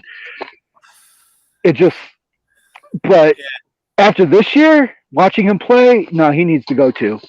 Yeah. He needs to go too. Sean. I like where your head's at. A lot of great hot takes there, Sean. A lot of great hot takes. Love you guys. Oh, by the way, Dave, I became a gold member today. Not a new member. Oh, you didn't even need to do that, my man. I really appreciate it. You didn't even need to do that. No, I love you guys, and we have our differences, but I still love you guys, and so I want to support you guys. Look, appreciate you, brother. That's what football's about. We don't always have to see things the same way, But look, pick yourself up, my man, and make sure we see you again next Monday. Oh, we'll try. All right, peace, guys. Enoch out. Catch you, Sean. Enoch out. Enoch out. Get him out. See you, Sean. Catch you, Sean. See you, my man. Absolutely brilliant call there from Sean. Big up, Sean, my man. But look, we will keep this moving. I know some people are still watching, which is absolutely amazing. I think half of you should be in bed on the countdown to Christmas. But look, we will keep this going. Everyone keep smashing that like button. Keep smashing that subscribe button. Feel free to get in a super chat too. But I believe we have finally the paranormal hero in the building. I'm here. Yay. Yay. We have touchdown. How you doing, Frank? Good. How you doing, Jack? David, it's nice to meet you. By the way, I'm 100% Irish like yourself. First of all, I'd like to say something about Matty Haynes. Okay, Matty Haynes really started this grassroots kind of thing, which I love. Girls, guys, you know what I mean? Just working class people and coming together. Last November, I had a bit of a crabby words with him. I want to apologize to Matt and say I'm sorry. Last year, it's no excuse for it last year, but I had bad news from a doctor. I've been terminally coming down with blindness. So I had that bad news, and then I went through a period of snapping at people, and I snapped at Maddie, and I'd like to apologize hugely to Matt Haynes, who's one of the sweetest kids you could ever meet. So Matt, if you kind of, I hope, Matt, that you watch this back, and I'll make sure it gets to him. Yeah, accept my apologies. So anyway, get back to Tottenham. I'd like to start off with a song. Okay. Everywhere we go. Everywhere we go, everywhere we go, Tony is scoring goals. Everywhere he goes. God, I love it. I love it, my man. Yeah, and what else? I've written down a few things. Take it away. I like to defend Sanchez, if you don't mind. Okay, work away. Okay. Love it. Sanchez, right? A lot of people pick on Sanchez in the Tottenham groups, right? I've always defended him, because if you keep him in right centre back, okay, Jack, go look at his stats when he plays right centre back in the Premier League. He's in the top 5. When you put him in the left spot, which Jose did a lot with Toby, and he put Toby on the right, he put Sanchez on the left. He's not good on the left. Yeah. And when we lost to that horrible loss against Mora, I couldn't believe Conte set him up in the left as a left centre back in a back 3. That was asininely stupid, right? So yeah, I think if we keep the back 3 the way it is, If we keep Sanchez on the right, Dyer in the middle, Davis on the left. Davis has reinvented himself. He hasn't really invented himself. I mean, he plays in the back three for Wells on the left side. So he's not a great fullback, but he's not a great wing back. But you know what he's good at? He's a good back three centre back. Yeah, so I think specialist. Yeah, I think if we keep with that back three till Romero gets better, or I think that back three might get a chemistry. They seem to be getting a chemistry going. But we can't. What would you do then in the case when Romero does come back? Because then you think about it, whoever's playing the best, Jack. Yeah, you're probably right. I like your attitude. Listen, guys, I played for Dulwich Hamlets in the 80s. Okay, I got a YTS with Charlton Athletic in the 80s. Okay, I didn't last, mainly because I was drinking way too much, fish and chips, and chasing the ladies. So that screwed that up. I was born in London. I was raised in London, and I came to America in 1992. So, my parents came to England in the 50s. Okay. So all my family's 100% Irish. So I'll give you a little Irish for you, David. Jesus Christ, top of the morning to you, David. You're looking mighty handsome today, my man. You're looking very handsome, man. And that young man next to you, Jack, with one of those Irish hats. I love that too, boy. I love it. I love you, boy. I miss my family when we're together, though. This Christmas, I can't be with them because of the stupid COVID thing. But, shoot some questions out to me, and I'll give you my thoughts. I think, I want to keep on the whole Sanchez thing. I'm kind of liking your hot take on that. It's a bit of a new kind of, topic from tonight. We've gone through kind of the same old. This is a bit new. I like it. I'm telling you, I think Sanchez, just keep him on the right side. Don't let him come towards the center. Don't let him come towards the left. Right? Him and Royal pick up a friendship, on field. And also, they played FIFA together recently as well. Royal and Sanchez. And Royal. I don't think Royal is going to be our best. I think he's better as a wing back than as a centre back, or on a back three. I just think Royal, keep him as a wing back, let him grow into that position. You got Reguilon on the left, right? We know he's a better wing back than he would ever be in a full back position, right? Now the only thing is we can't keep playing Skip and Holberg together. Okay, it's like we have to have a creative midfielder. We are bleeding in the middle. Now, Holberg and Skip are great hustling CDMs, right? They're very good at what they do.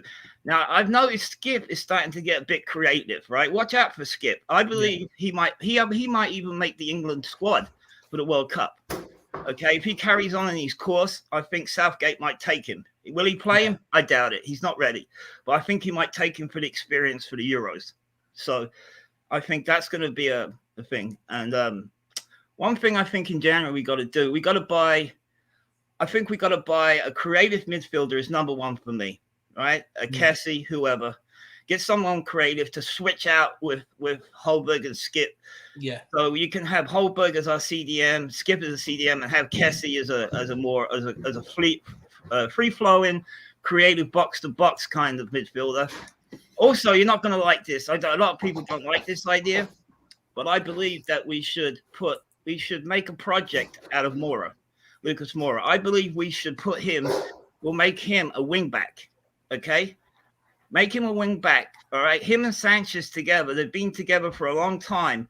They can strike up a partnership, right? Now, Moura's good defensively. Okay. He's not as good as Sonny defensively, but he can learn to be, I think Conte could teach him, but I'd like to see Moura as a wing back on the right side. Imagine Moura as a wing back, okay, with Lucas on the left, and all of a sudden we bring in a creative midfielder, okay. We would be scoring goals, right?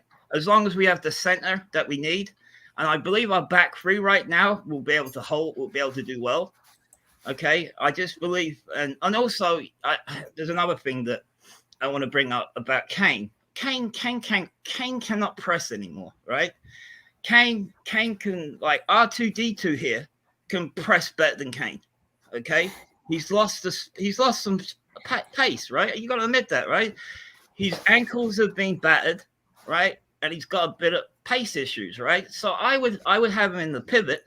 I would like to pick up a striker too, maybe what's his name, Ivanovic?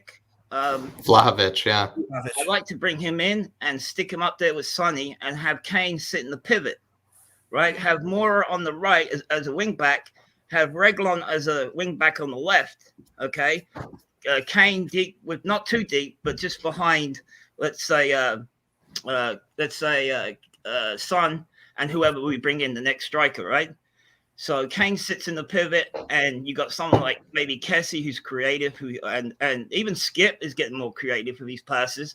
So you can have Holberg in the pivot in the middle, and then you could have Kessie and Skip in front of Holberg, and you know what I mean. But that means you'd have to play the 3-5-2 then. So there's a lot of options that could happen. But I would like to see. I don't think Kane.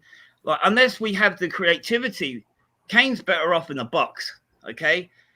Give him the ball in the box. In a microsecond, he can turn and score. That's why he scores for England, because he has quality behind him on the wings. So he doesn't have to drop as deep when he's playing for England.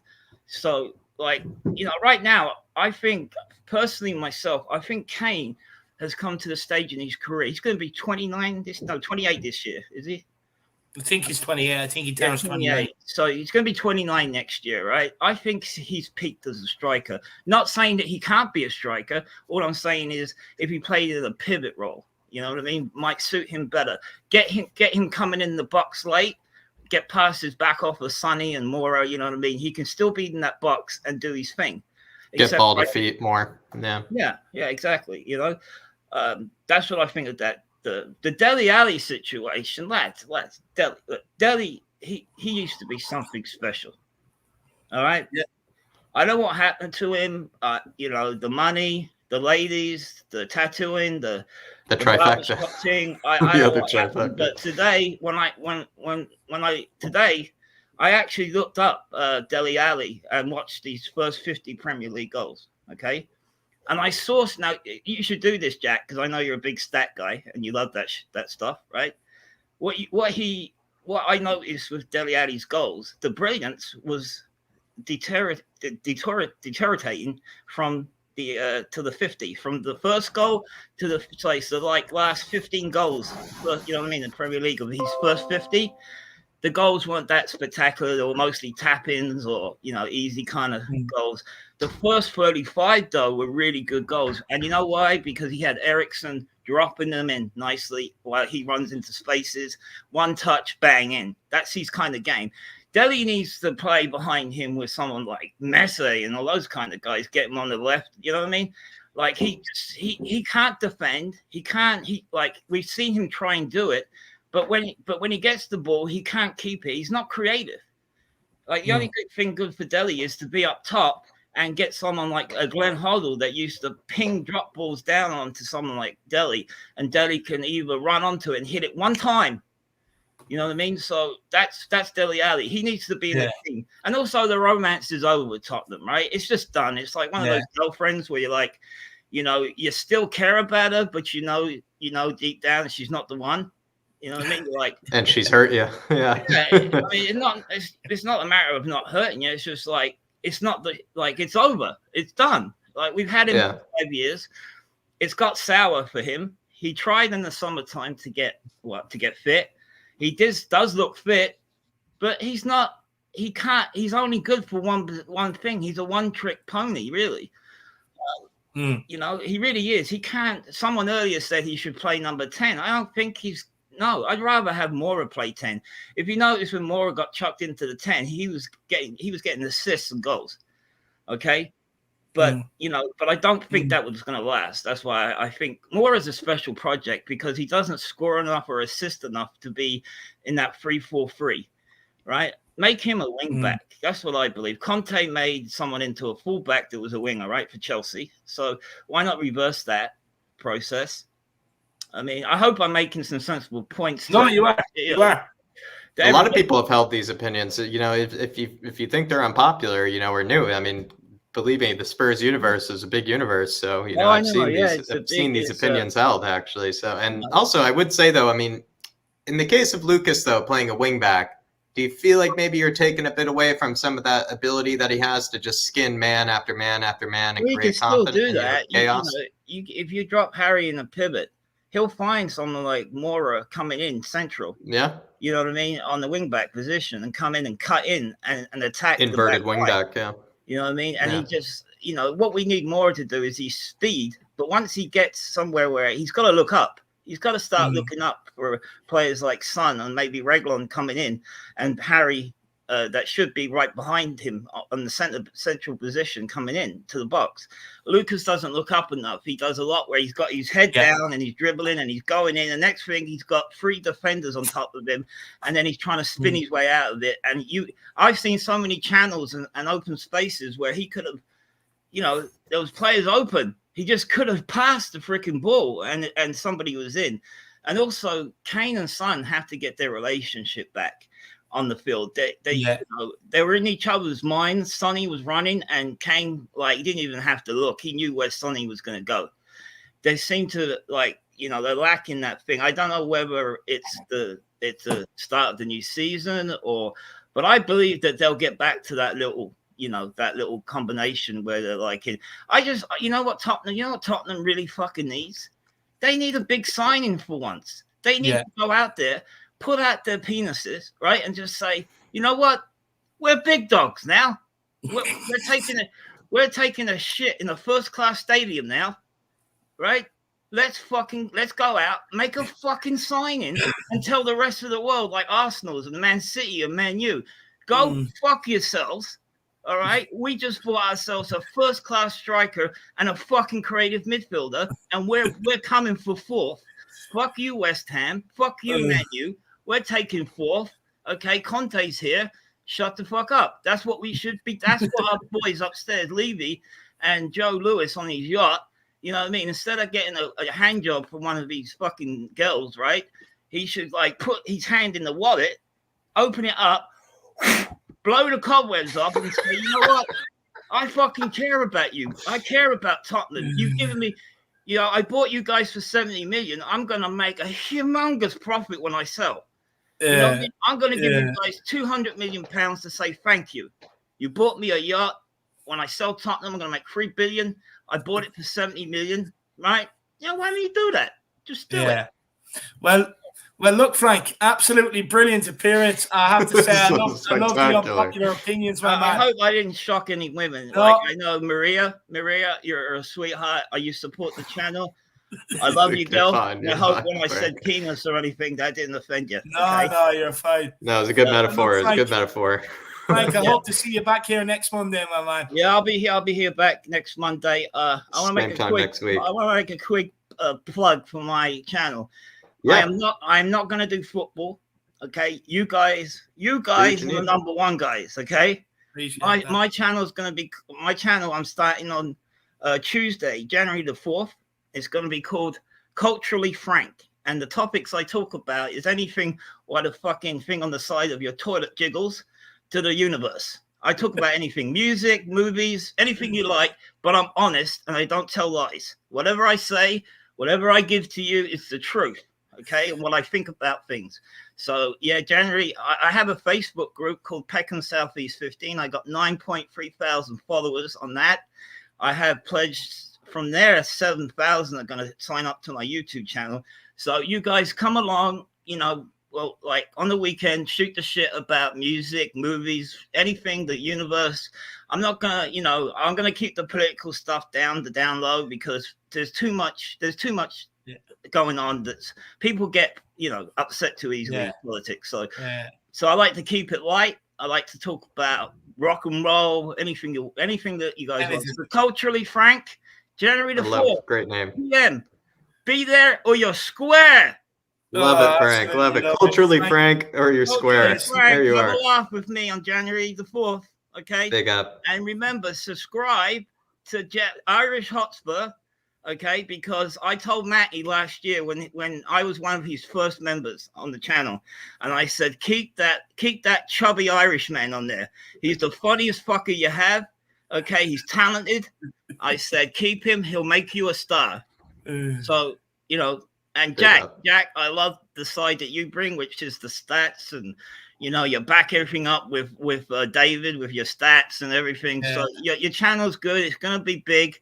I can see you taking over expressions. You know what I mean? Wow. Just keep it on. Bring me on more often. I'll entertain you. No, we will. 100%. Email me, Frank. Email me. My email's underneath the video. I will. I'll give you my phone number, David, and we can talk sometimes. Okay? Yet again, another comedian in the Harris Army. We'll make this channel bigger than expressions. Okay? I appreciate it. I love it. Move on. I'll see you, Frankie. Bye. Everywhere we go, everywhere we go, Sonny scoring goals everywhere he goes. Big up, Frank. Absolute legend. What a call out. What energy. Absolutely love it. But look, we have a few super chats to get to, and then we have 2 more guests, and then we will be wrapping it up there. Truth Sets You Free says, imagine starting Sanchez in a final. Stressful idea. Look, it is stressful. I have to say, Frank makes some good points. I'll have to get Jack to do a check up on the right-sided centre-back thing. But no, absolutely, it definitely is stressful. I mean, he slices so many footballs, it's unbelievable. Faz Radfar says, sounds crazy, but I've belief of Kane top scorer. Trust me, he's already club top scorer anyway, but he will finish top scorer as well. Trust me. Harry Kane, look, all he's missing now is the goal. Once that comes, you're going to be calling him Golden Boy, Sir Harold Edward Kane. Tottenham Tantrum Gold. He says, Frank, you are a legend, man. Great show, guys. As always, really appreciate it, Dermot, my man. Frank, so entertaining, I have to say. It says YouTube channel. Brilliant. Super sticker from Gaguma. Jack, do you know what it is? Yeah, it's just one of her favorites, Dave. It's that one with the fox and the hearts, kind of blown into the air and whatnot. The really adorable fox with the hearts. I will say, though, Gogma, we have to be, taking down some foxes. So not too much fox love, this week. But really, I do love that super sticker, and I know she does as well. So, yeah, David, it's the one with the fox blowing out the hearts and whatnot. I think just to show appreciation for the show. And Gogama, it's really great to have you as always. You're an absolute legend. Legend of this chat. Big up, Gogama. Big up. It's good to have you in. You are a legend. Big yourself up. Truth Sets You Free. Spurs is currently like the movie Groundhog Day. Starting to feel like that. Truth Sets You Free. It really is, my man. Really is. That's the one. Am I correct, Denzel? No, am I wrong? Denzel's in it? Groundhog Day? I think you're thinking of Training Day. I think you're thinking of Training Day. I don't know. I'm probably a bit too young, with Groundhog Day. It's not something. Oh, that's the one with what the God, I actually just thought of it. I'll just look it up. And then Truth Set You Free says there's a Winky on this chat already. No offense. Feel yourself up, True. Yeah, Winky seems to have gone into hiding recently. Truth Set You Free. But big yourself up, my man. Look, it's the one with Bill Murray, I guess. It's one with Bill Murray. I'll probably a bit embarrassing. Haven't seen it, which probably just shows my age. A bit of embarrassing for myself. So, Truth, I apologize. I'll take a look at it at some stage. Bit embarrassing, I must add. Bit embarrassing. That's the one, Danny. Training Day is a great movie. I'm just going to run off, strain the spuds. I'll be back here in 2 seconds. But in order to take my place to keep you entertained alongside Jacko, let's bring him on. No more Harry Kane talk from this guy ever. And only lesson. Let's bring him on. It's my man, Sean Butler. What an absolute legend up in the flat cap. And I'll be back in 1 minute, Sean. Hey, boys. How you doing? Jackie, you all right? Yeah, doing all right. Kind of going strong. Had the booster today. Hasn't really hit me yet. I'll probably wake up tomorrow feeling like shit. But, maybe so far so good. How are you keeping, my man? Yeah, I'm all right. Yeah, not too bad. I haven't had my booster yet. No, I mean, it's kind of one of those things, eventually just get around to it, kind of situation. It's like doing a bit of the Christmas shop and eventually just get around to it. Lots of things, that have come up today. I guess recently we just were speaking about Sanchez and Mora. A lot of new stuff was brought up, but, of course, that's a really good call, actually. I like that guy. Yeah. He's he's got some really, he's got some great ideas and he's certainly very entertaining, isn't he? So I thought, someone said, and I completely agree, We Are Tom TV do that great show because the unpopular opinions. I feel like he should run that show, to be honest, because, it felt like, some of those opinions I don't necessarily disagree with. They're not maybe my own opinion, but I see where he's coming from on a lot of them. And thought he was, very entertaining with it as well. So they should take a look at him. But Dele Alli's been on the plate today. Europa Conference League is on the plate today. UEFA, maybe giving in maybe to this whole situation that probably playing a game by the 31st isn't really possible. I mean, where do you want to take it away? Maybe someplace else you want to take it away. The Dele Alli thing, there's nothing more to say on that. I think everyone's been very agreeable on that today, right? Like no one really wants him in the club anymore. The conversation is, can we sell him? If we could, where would he go? You think Newcastle would be an option, but I don't think anyone's going to pay for him up front now. I think that at best we can get a loan to buy, and I don't even think we'll be able to get the entire wage bill off the off of our bill. I think it would be like a Gareth Bale kind of situation where we paid half of his salary or whatever it was. I think the same would be for Newcastle doing that for Dele, and he's got 2.5 years left on his contract, so I don't know if there's enough time for him to improve himself, come back, and then do anything at Tottenham. So it would be silly. If we're going to loan him out, we have to hope that we could sell him at the end of the a loan to buy situation. And what would be then the fee? Do you feel like I feel like you could probably make it 15 million, because then let's say he just plays, knocks everybody's socks off. They'll feel like that's a steal. Let's say he doesn't really impress too much. Maybe they can still feel like, that's not too much cash. So what would I think you it'd be feel conditional. Like would be a good price? I think you'd hope this is one of the things that Daniel Levy, you hope, is will be creative with his negotiations. Like 10 million if he plays X amount of games, 20 million if he plays X plus 10 or whatever else, or if he scores goals, whatever. Like, depending on how influential Dele Alli is at whatever club he goes to, then you'd have to have the conditions in the buy clause based on performances or based on that sort of metrics. But yeah, 10 million. I mean, it sounds ridiculous, right? Like I know someone else was saying it. We sung the song, "He only cost 6 mil."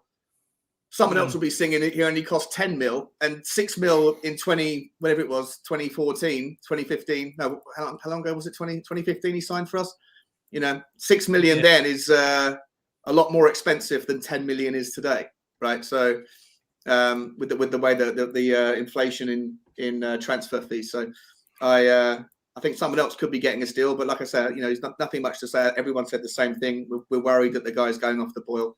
That he's lost interest in football. I hope he turns it around, and because he has so much potential and talent, but I don't think he's got anything more to do at Tottenham. I mean, if he were to go to Newcastle though as well, might be seeing him in the Championship next season, then as well, and maybe that'd be a good place for him to rekindle, a bit of that flame.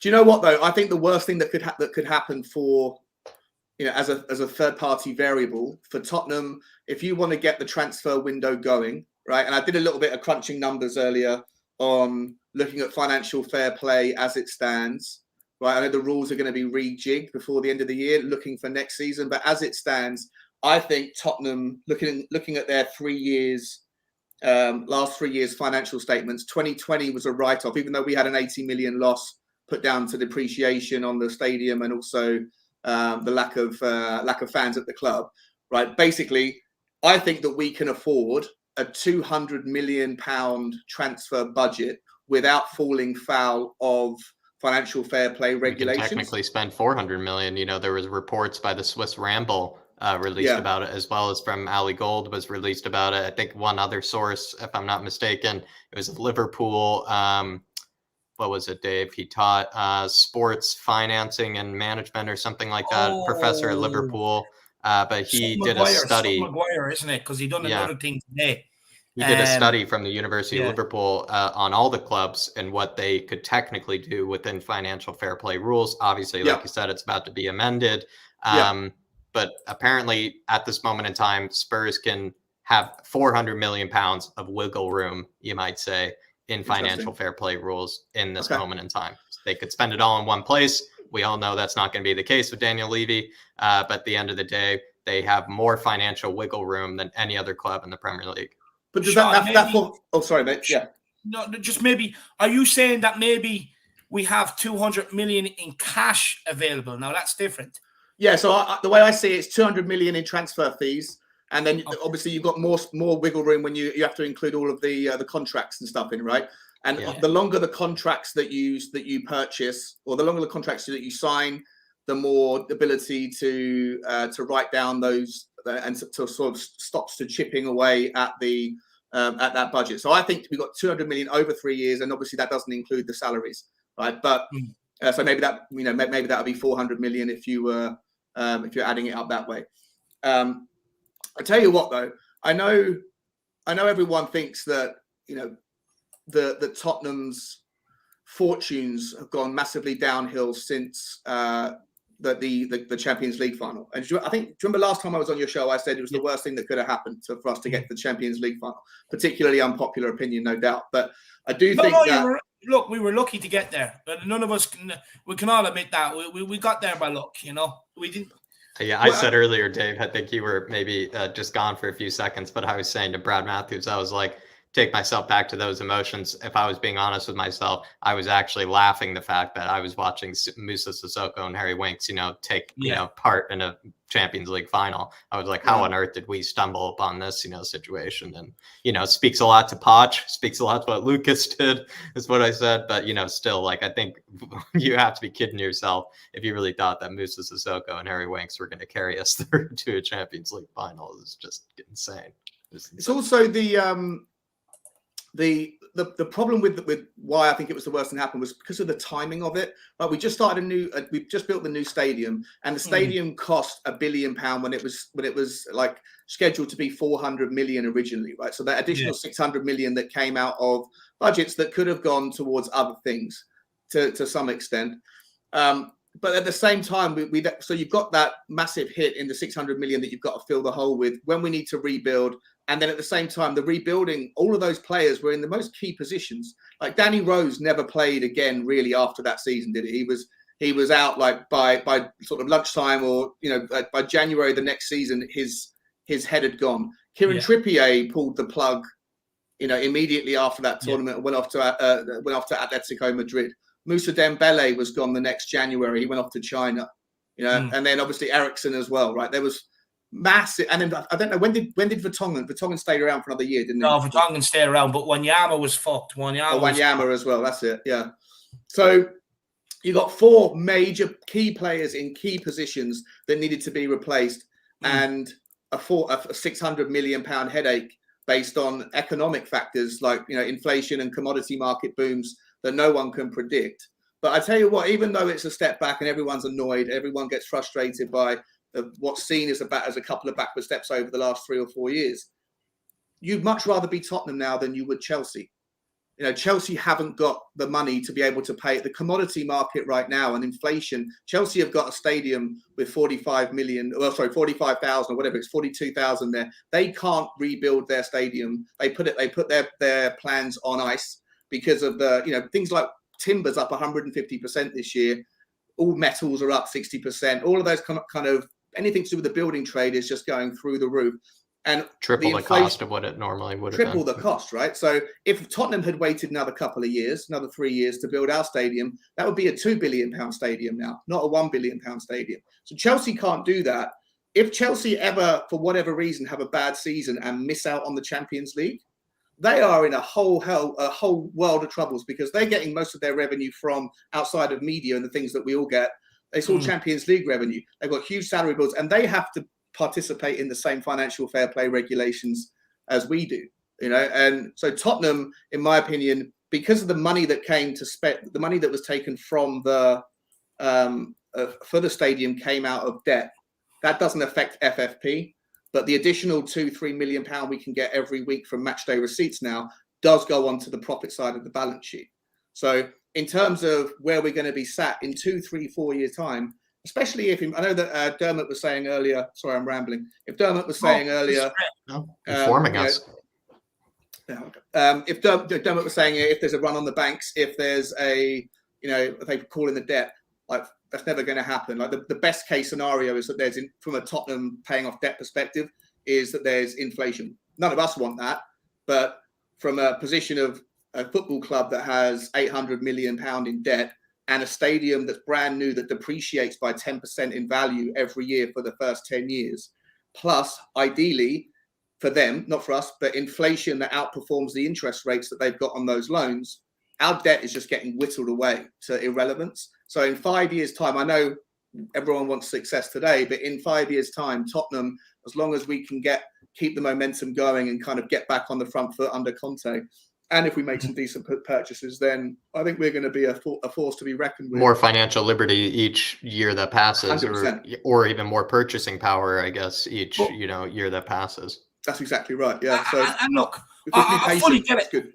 I fully get it. And Sean, look, in an ideal world, I mean, I love the business model, but in your opinion, by the time that this business model generates enough cash to compete where City, Chelsea, and that are now, do you not think in 4 or 5 years' time, once we're ready to do that it already be gone to another level? Yeah, well, I mean, look, maybe, right? Like, so Liverpool do live within their means. Manchester City and Chelsea happened to get their owners in before the FFP was as it is, and they kind of got their foot in the. And obviously, they've got the Champions League revenue, right, which is worth 150 million. I think Chelsea made 150 million last year by winning the competition, right? Outside of the TV revenue and all the sponsorships and all that stuff. So that kind of keeps them going. But like I say, they are entirely dependent on that. Hopefully, Chelsea have a kickback, have a hiccup.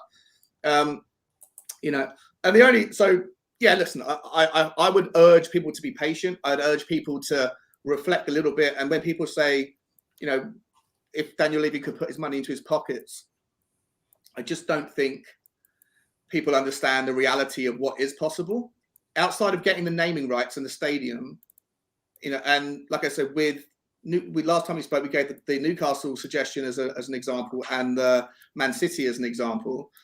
You asked me, Dave, if what Tavistock, if they could do anything in that kind of line, right? So I looked up what Tavistock's investments are. Just quickly before you do that, where Sean is coming from this is, so what I was asking him basically was the way City have funneled money through from their companies in advertising through City, and stuff like that. So basically, just to give people a bit of background, that's all it is, Sean. This is basically, I asked Sean, could Tavistock do that with Tottenham if the likes of City and stuff are doing it? So, sorry, Sean, go on.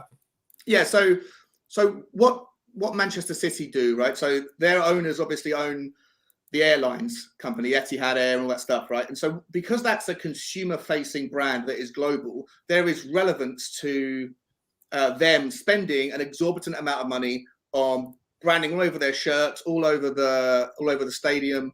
Because wherever Man City go, that name's going to be out there, right? So Etihad could justify taking money from the airline part of their business, stick it on the stadium. They may pay 4 or 5 times more than they probably should, right? But there's still a relevance to that. And the same with Mike Ashley doing it with Sports Direct, right? Sports Direct is consumer-facing. There's relevance to the idea of the brand recognition. To answer your question, could Tavistock do that? I looked at what Tavistock's invested. They've got 200 companies. Pretty much every single one of them are real estate, large-scale developments in the Bahamas, in Orlando. There's kind of small-scale hotels. They've got a biotech company. They've got a couple of retail stores. From it, basically. There's absolutely no consumer-facing there's no one individual one of those businesses that's big enough to be able that we could identify it with. Yeah. So the only way that we could do something similar that would make sense is if ENIC were, the people that are asking for ENIC out, who do they want in? Identify me somebody that's got 2 billion or 3 billion or whatever it would be, that has enough of an interest in property and real estate, because that's what they'd be buying, as well as the football club. They'd be buying half of the high road. They also have to have, in order to, just one thing to buy the company, to also inject that capital that you guys want, where you can have the 300-400 million transfer budget every season. They'd also have to have a company that is a brand that could do the naming rights and do all the things that Etihad do or Mike Ashley does at Sports Direct. And ideally, you'd also have someone that doesn't abuse human rights when in their mannerisms or mechanisms for making money, right? Find me one of those people out there. I don't know who there is, right? I don't know anybody that's in from a country that doesn't abuse human rights that ticks all of those boxes. Yeah. So it's very easy to say ENIC out, but who do you want in? Who is the relevant? I just want to clarify one thing there, Sean. So look, I'm not asking for 200-300 million every transfer window, man. I know. What I'm asking for is why we're in the pickle we are in and the positions we need to cover. I'm asking for it now.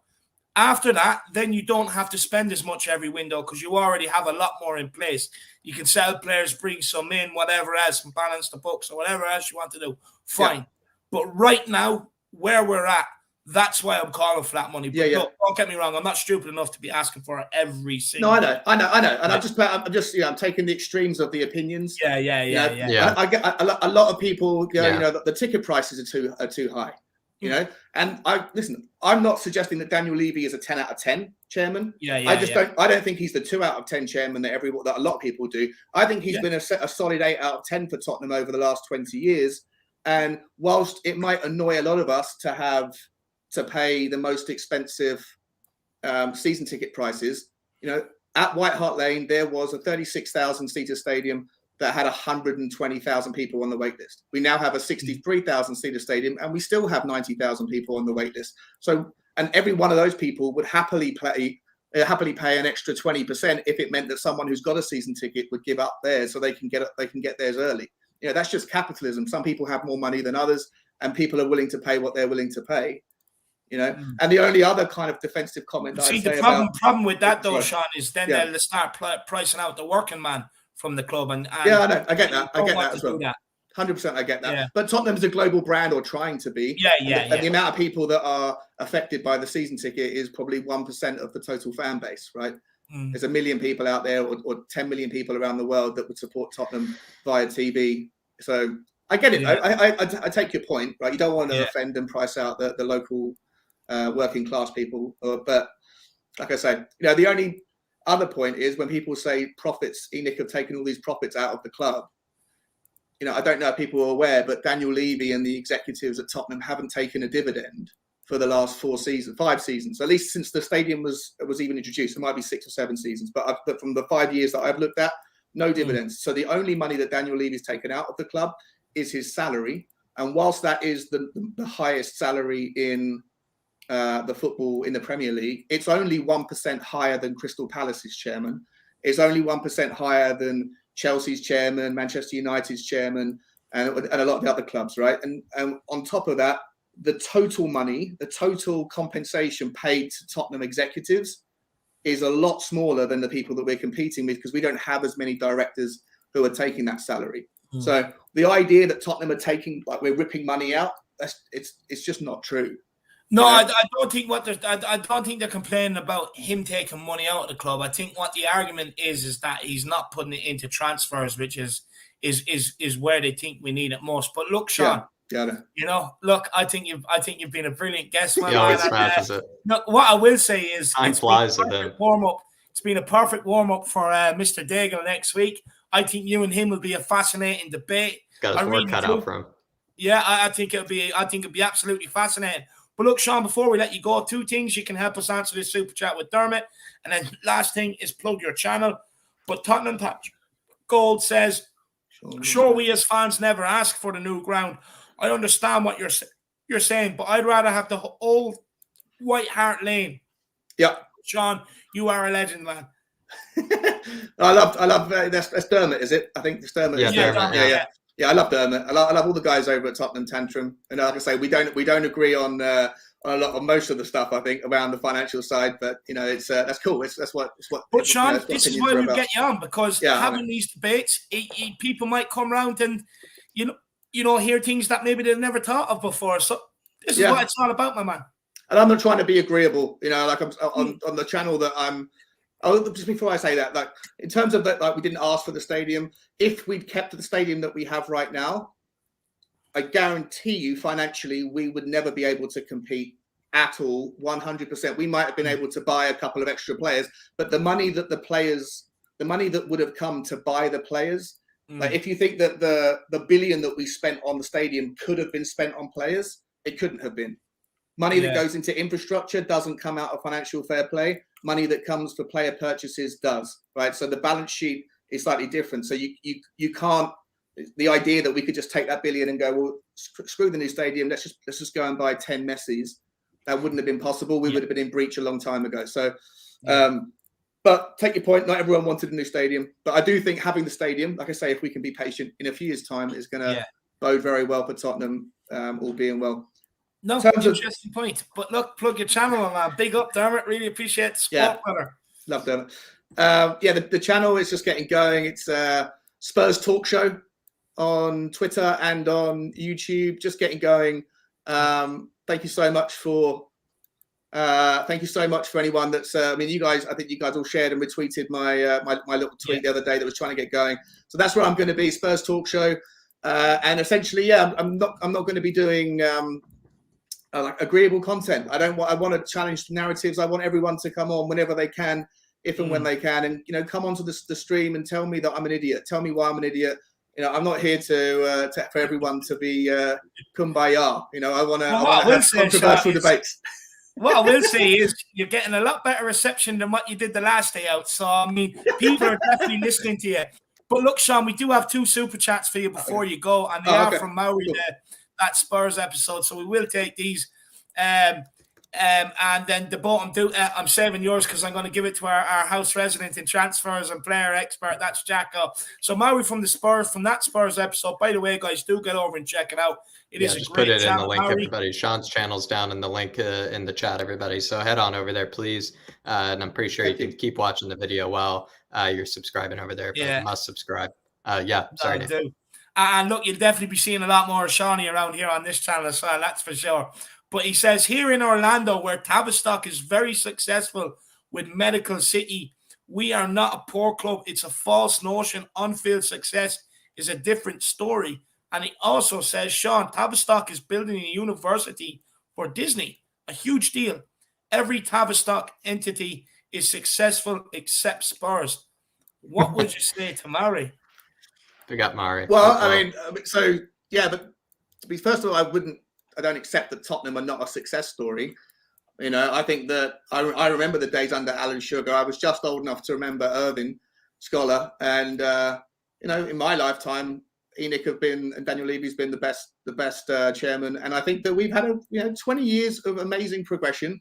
I think if you look at the Premier League finishes under Alan Sugar, we never finished above 7th. We won 1 FA Cup in his time in 1991.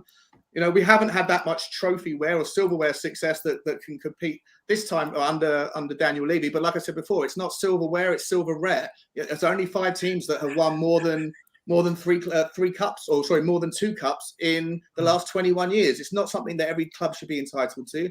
I think we've had a fantastic reign. I think we're going through a bit of a difficult transition, but over his 20 years, 16 good years, 4 not so good years. I don't accept that it's not been a success. And in terms of Tavistock for the university and Disney, that will all be financed and paid for in different ways. And that's a different, I don't know anything about that, but that doesn't mean that there should be money available for Tottenham. It's kind of 2 separate things, but I do appreciate the comment though, Murray. There you are, Murray. Absolute brilliant answer. Honestly, Murray, tune in next week for Sean and Daigle. Honestly, if we can construct this right, it is going to blow people's mind, this debate, because believe me, Daigle has everything stored up. Sean, I know you have a lot of fascinating things there. It really is going to be fascinating. But before we let you go, Cougar99, Sean, did that flat cap come as an accessory with a mobility scooter? I'm not sure. Look, are you suggesting that I'm old and out of weight, overweight to the point where I can't move around? If that's the case, you'd be right.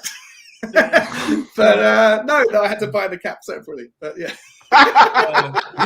There you are, Cooper. There you are. Absolutely love it. But Sean, absolutely brilliant. Thanks, guys. What you're doing, you're absolutely killing it. I love listening to you. I think you're absolutely fascinating, my man. So thank you very much for your time. And look, again, we'll have you on before the week's out, my man. So dig yourself up. Thanks for all the support as well, Sean. Really appreciate it, brother. Well said, my man. More than welcome. Deserve every penny. Thanks, guys. See you soon. See you. And everybody, that's Spurs Talk Show. Do check it out. Next up-and-coming channel. I can already feel it. So do get over there and check that out. It's going to be amazing. Trust me. But Shawnee, my man, I'll see you soon, brother. We'll catch you. Absolutely brilliant from Mr. Butler there. Absolutely brilliant guest. Oh, man. And you know what, Jack? People are listening to him. You can see it in the chat from last week to this week. People are definitely listening. Brilliant, Sean. Big up. I was just getting, I can't tell you, Dave. I actually learned a lot. I probably should have got a notepad, to the side there, because seriously, because then it would have helped, for that debate that we'll be seeing as well. I learned a lot. No, definitely. And look, the bottom do is super chat, and then we have one more guest after him. or after this super chat, and it is Isan. But the bottom dude, it says Neuhaus or Neuhaus or Baumgartner. If you have to choose one, no Brazo or Kessie is coming, keeping it close to Levy budget, more realistic. Look, I'm going to bow out of this one quickly. I'll be honest with you. If it's nothing to do with Tottenham Hotspur, I don't really have an opinion. I don't know too much about these guys. But Jack, like, don't get me wrong, I know a bit about them, but I'm not going to have my say on it. It's all over to Jack here. Florian Neuhaus, he's that Borussia Mönchengladbach German midfielder who had a sensational season last season. Hasn't really been chosen by Adi Hütter over the former Frankfurt coach. Reasons I do not know why. To be honest, though, Ikone has absolutely smashed it over there, that guy that they brought in. He did do great, Florian Neuhaus, under Marco Rosa, who's the new Borussia Dortmund coach. Neuhaus, would I take him over Christoph Baumgartner, who plays for Hoffenheim? I probably would take Neuhaus, and that has more to do with maybe what we need at this moment in time. De Bottom Duda, we need someone that could be more of a ball-carrying sort of midfielder, someone that can kind of pick out the passes, who can probably play alongside Højbjerg and Skippy. He could actually do quite well in that 3-5-2. When I think about it, Neuhaus could. He actually do quite well in that 3-5-2. Whereas Christoph Baumgartner, it's kind of hard to know exactly what his best position is from what I've seen. He seems to play all around the pitch, which I think is a great attribute, to be able to play all around the pitch. But I feel like if you're looking for maybe a ball-playing sort of midfielder, you know, a good ball carrier, he's not the greatest ball carrier, but he's decent, and has a great eye for a pass, though, the guy does. A great eye for a pass, has a good shot from distance as well, Florian Neuhaus does. So I probably go for Florian Neuhaus, the guy from Borussia Mönchengladbach. Christoph Baumgartner, though, I'll keep my eye more on him because I know he can play a lot of different positions to Bottom Duda, and, you know, he probably wouldn't be a bad signing as well, but I know he's Austrian, so if I were to go for a different Austrian, I'd probably go for Florian Grillitsch actually instead out of Hoffenheim to Bottom Duda, but that's my answer. I'd actually take Florian Grillitsch over both of those guys, but good question, my man. So there you have it, the Bottom Duda. I hope you enjoyed Jack's answer. Murray, my man, I hope you enjoyed Sean's answer as well. Everybody do get over and check out Murray from that Spurs episode as well. Do get over and check it out. And big up Kuva as well for the support, my man. But look, let's bring on the last guest. I think it's Ishan for the next one. Looking forward to it. Isan, from one wise man, Sean Butler, to another wise man, Isan. How are you, my man? Hello. I can't hear you guys. We can hear you. For some reason. We can hear Maybe you. Just check the mic here. I can try to. Can you guys hear me? I think we can hear you. Talk. You just talk about what you want to talk about. Here, maybe try log out, log back in. We'll let you back in, my man. Try taking out the earbuds. Sometimes that works. Can't hear you now. No, we can't hear you now. Can't hear you. Try taking out the earbuds. I think you're on mute now. Mute. Oh, take yourself off mute. Don't worry, we'll get there.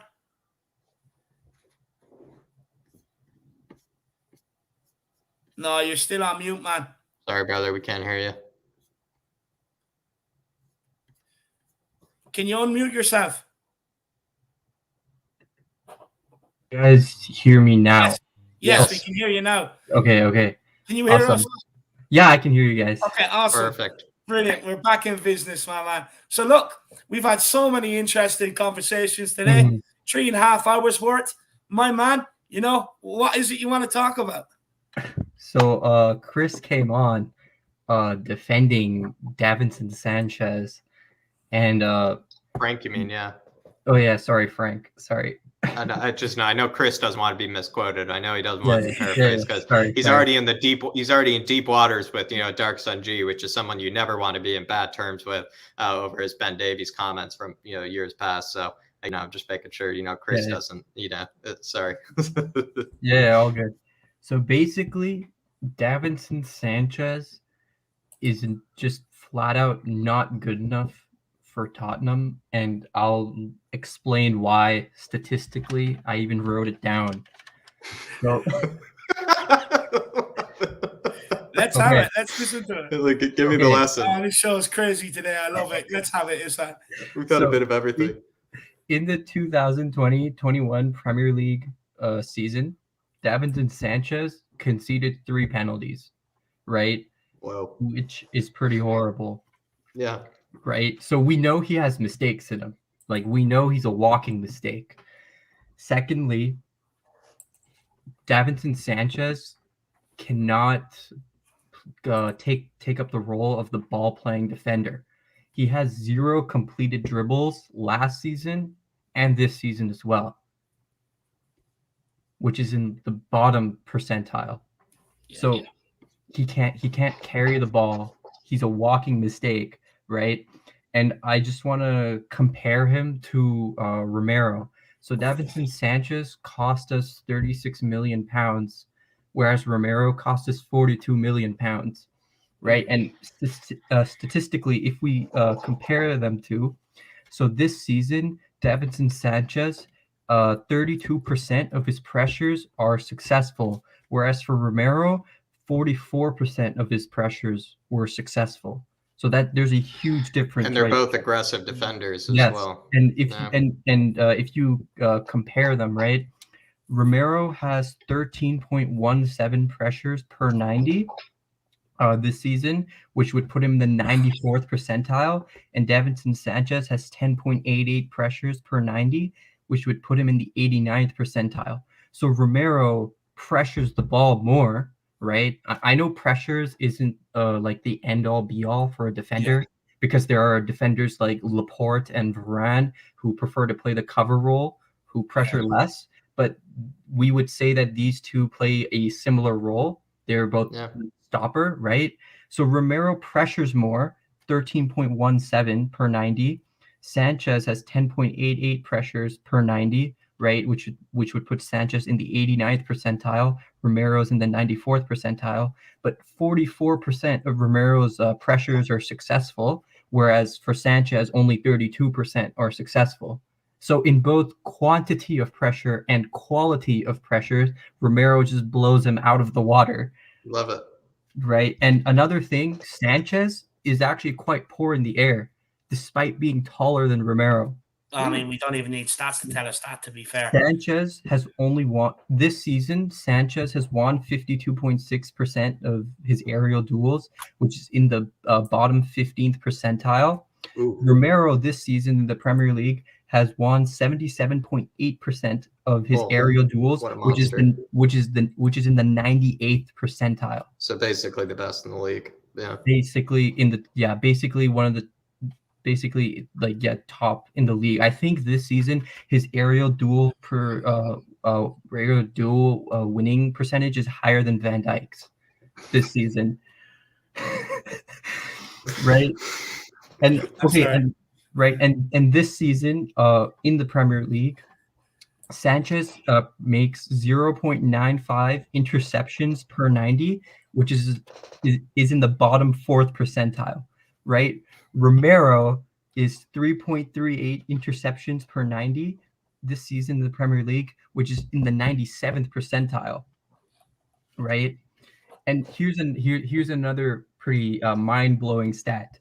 Sanchez this season has made 19 tackles per plus interceptions, and Romero has made 36 tackles. Wow, nearly doubled them so far. And haven't they played close to the same amount of minutes as well? No, Sanchez has played 6.3 90 minutes, and Romero has played 5.9 90 minutes. So Sanchez has played more football as well on top of all these stats. Sanchez has played more. Yes, Sanchez has played more football than Romero, yet Romero has basically doubled the tackles plus interceptions.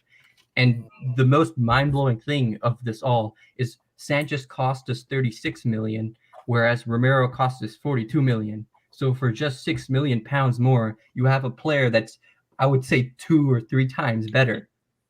Would you say that's also maybe the difference between perhaps Paratici and Steve Hitchen as well? Yeah, definitely. This is why maybe that's the difference. Maybe that is the difference, because it's around the same price. Yeah. They just got 2 different sort of defenders. Yeah, one useless, the other not. We'll have to bring on Alex Davies with you, so you can just slap him with all the stats on him. In terms of like in terms Show of him how to cost, do the homework. Yeah, in terms of cost, Romero cost £6 million more. They play the same role, the stopper role as a defender, but Romero is just miles better. Sanchez is not good enough, even if you compare in the percentile, right, compared to other defenders, right? People would say, oh, it's unfair to compare him to someone world class like Romero. But if you see this stuff, 15th percentile in aerials won and whatnot, it's just not good enough. Sanchez is just not good enough. Yeah. No, I definitely agree with you. Marry the Spurs from that Spurs episode. Vlahovic is the truth, but Patrick Schick has been amazing this season. We should be interested in both, and including Ollie Watkins. Well, look, maybe Ihsan, you can come in. Yeah, you and Jack can maybe take it away, Ihsan. Take it away. First of all, Vlahovic is the real deal. That guy's going to take over Europe. I think he has 32 Serie A goals in 40 games this year. So in the year of 2021, and he's playing for Fiorentina. It's not like he's playing for Inter or something, where you have a lot of quality around him. He's playing for Fiorentina. He's putting that team on his back, right? He made it clear he wants to leave, but he's still giving it his all. He's still giving it his all, even though he wants to leave. Patrick Schick, I think this season has 12 goals in 11 games, if I'm not mistaken, in the Bundesliga. I'll check up on that. I know he's on fire, but I'll take a look at it. Yeah, no, Patrick Schick is in seriously good form. I think with Patrick Schick, he's definitely overperforming his expected goals output. So there's no way he can keep up that production. And you're absolutely right. Yeah, and it's in the Bundesliga. I would still prefer Vlahovic, but as a backup striker, Patrick Schick would be excellent.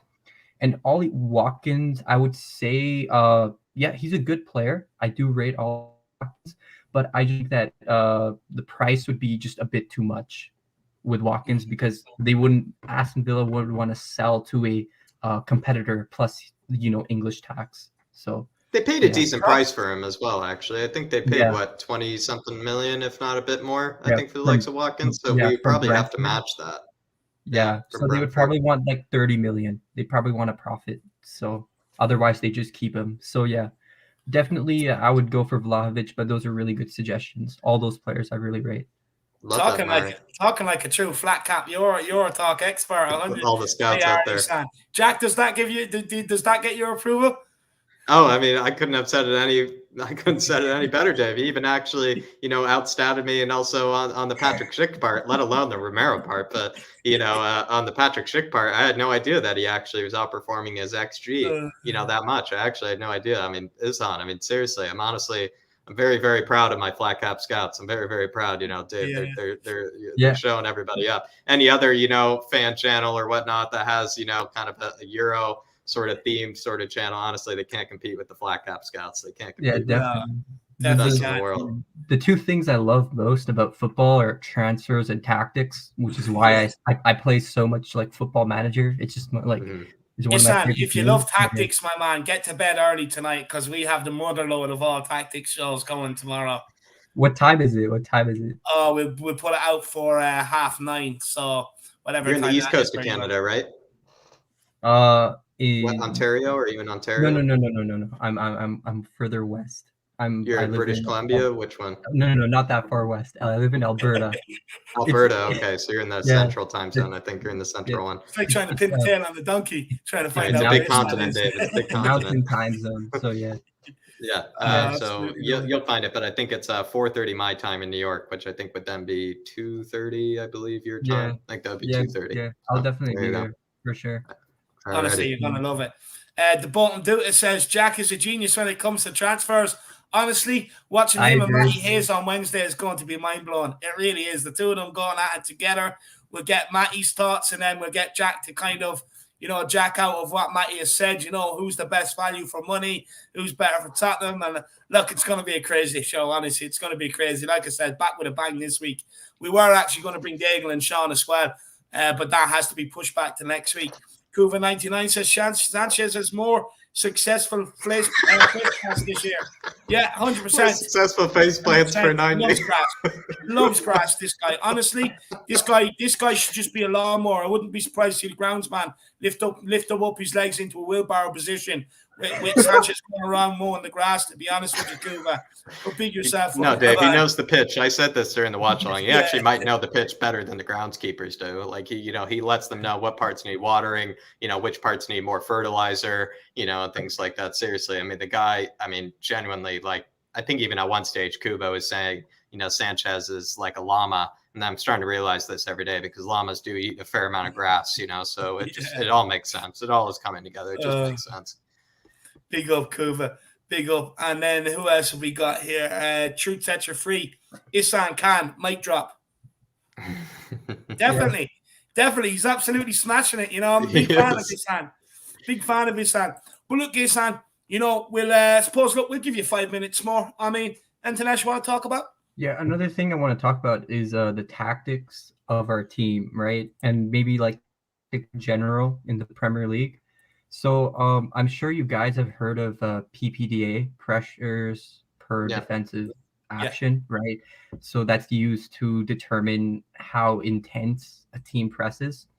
So there's another stat called OPPDA, which is basically like the opposite.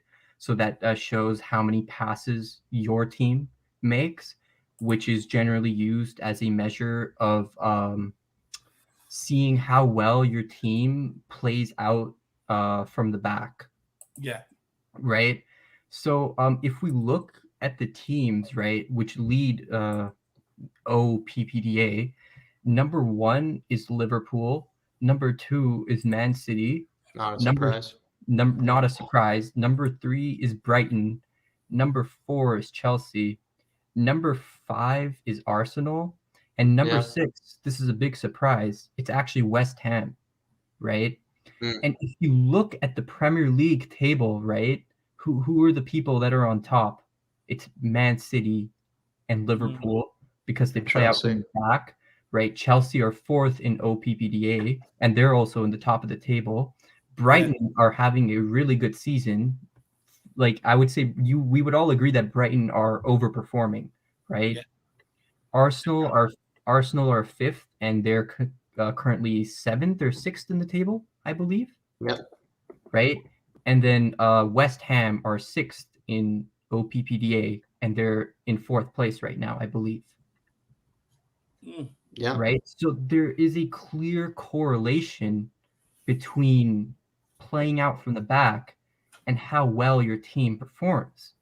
We can see just by looking at the Premier League table and by looking at OPPDA. And Tottenham, I believe we're 10th, so we're just right around average, and our league position is 7th. First of all, I do want to say that these stats are a bit skewed because under Nuno, we didn't really play out from the back at all. We would just dump in long balls. So I do think as we move up the table and as Conte plays more games in the Premier League, our OPPDA will go up. But it just goes to show the importance of having defenders that are good on the ball. Yep. Right. Our defense is honestly shocking because in the modern game, being being a good defender, that's the isn't the end all be all anymore. No, that's the bare minimum, I would say now. And that's the reason why players like Ben White and Harry Maguire go for huge transfer fees, just because they're good with the ball at their feet. So what I'm saying is that basically our defense is useless, is basically what I'm saying. Because with the likes of Dyer, Sanchez, and I know Davies is playing well, but he probably won't be good enough in the long run. We really need to prioritize defenders that are good with the ball at their feet. If you look at all the top defenders now, you look at Van Dijk and Marquinhos. You look at their progressive carries, their progressive passes. They contribute to the offense just as much as they do with their elite defensive ability. Yeah. So what I'm saying, especially Chelsea's case, I would say the center backs there, like basically we even did that on Stats with Jack a long time ago, where like Rudiger, actually people notice how far he carries the ball up the pitch and how good he is in possession, as well as even Azpilicueta to a degree. But yeah, sorry, carry on, Hassan here. Because it with the whole like 5 at the back with the three center backs, you know, the 2 outside center backs, right? They're like in Football Manager, like they just call them like wide center backs, and they almost operate as pseudo fullbacks where they also bomb up the field and progress the ball, right? And then when the right-sided or left-sided center back pushes up the field with the ball or to support the attack, the wing back and the 2 center backs like tuck in and form a back 3, while the 1 wide center back and the 1 wing back go push up, right? So basically, what tactically we are far behind in the modern game. Our defense is far behind. And another thing I would like to mention is obviously PPDA, pressures per defensive action, right? If you look at all the top teams, they all press. So the team with the fewest PPDA, so most intense pressing, is Leeds, right? Leeds basically throw their whole team forward, which is why they concede a lot of goals. They're pretty extreme. But number 2 is Liverpool. Number 3 is Brighton. Number 4 is Man City. Number 5 is Chelsea. And if you look at correlation, there's the same correlation there. So the 2 main aspects of modern football, high pressing, defending from the front, and playing out from the back. Like we've seen this in modern football, players have to be well-rounded. So if you're a brilliant attacker, right, you still have to be able to press, like we see with Sadio Mane and Firmino. They still press, they defend from the front. But even if you're an excellent defender, right, you still have to be able to carry the ball out. You still have to be good with your feet. You have to have offensive traits as well. And you see that in PSG, Marquinhos and Kimpembe. They're very good with the ball at their feet. Yeah. So tactically, we are far behind, and we need to, use statistics. What I will say is you're absolutely spot on. But what we're going to show you tomorrow, it is changing. It is changing. Yeah. Okay. Yeah. I'm said, though, Nuno kind of skews a bit of the stats at the moment regarding Spurs, where, maybe only time will tell with how much Conte maybe changes some of those numbers for us. But honestly, Ihsan, absolutely educating the whole Harris Army tonight, as well as David and I, I'll be honest. Yeah, I was engrossed in it. But Ihsan, I think you're a part of the group chat, aren't you? Yeah, I am. Message me privately, my man. Message me privately. But honestly, do you go on any other channels? Where can people find you? Well, I don't know. Where can? I don't really have YouTube or anything. I just come on to this because this is like my favorite channel, to be honest. Wow. And along with FlatCapEurotalk, I'm always in the comment section of FlatCapEurotalk. I watch every single video. So So you guys can like email me if anyone like needs me. I'm in the group chat as well, so you guys can like if you want to privately talk. For sure, you can. I definitely do. That I definitely do. That's for sure. But look, Ihsan, absolutely brilliant comment, man. Absolutely brilliant. Absolutely very proud. You had me engrossed. But big yourself up, my man. And look, I'll be in contact. Yeah, for sure. Thanks for having me on, guys. We'll be seeing you soon. Excellent. We'll be seeing you soon, my man. Well done, brother. Well done. See you, Ihsan. Everyone in the comments loving it as well. See you soon, my man.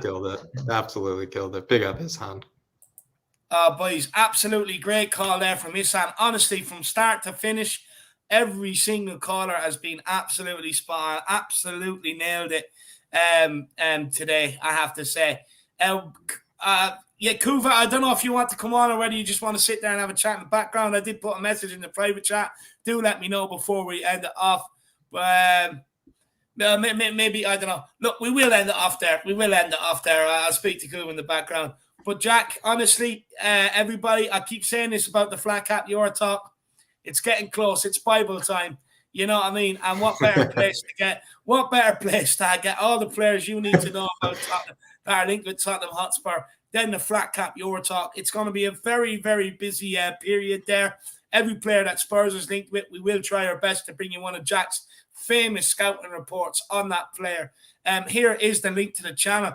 But Jack, anything you want to say about the channel there quickly before you end up? No, listen, like, especially, you know, if you want to kind of vibe out with, you know, people like Izhan in the comments, because Izhan is always in there, you know, when it comes to the comments of Black Cup Euro Talk, he's always giving his opinions on all the players that I review. And especially if you like asking me, you know, like, you know, I've taken a look at this player, Jack, you know, I feel like we could really use him. You know, this player really interests me, even if it's not realistic. You know, I've done plenty of ones that aren't realistic as well. And, you know, I just have a fun time over in that channel. If you like, you know, asking me transfer related questions, ways to fix Spurs, ways to improve Spurs, you know, maybe certain positions that you think need improving, need, you know, changing up, you know, head on over to that channel. Like David said, it will be your Bible, especially come January transfer window, it will be your Bible. But if you just like talking about fixing Spurs, if you like talking about, you know, thinking about just European content in general, a bit outside of Spurs, you just like watching a bit of the football outside of the Premier League and whatnot, it should certainly be your channel, as well as you like asking me, like the Bottom Duda has, you know, maybe what are my opinions? What's my opinion between a Florian Neuhaus and a Christoph Baumgartner? And if you do know what that means, I think you should go over to Flat Cap Euro Talk. You should go over to Flat Cap Euro Talk. But really do appreciate all the support that I've already received, and also all the people that do already, you know, put in their comments, put in their likes over there, because, you know, it's been absolute vibes over there. It's absolute vibes over there. Yeah, well, look, you know, it's 1:30 in the morning. I've really enjoyed this 4 hours of sitting here talking to Spurs fans. Absolutely enjoyed every single minute of it today. Absolutely love it. I don't know whether the guests were 10 times better this week or whether the break has done us good. I'm not 100% sure what the answer is, but that's what life is about. But I do want to say to everybody, absolute brilliant show. Thank you to everybody who was tuned in.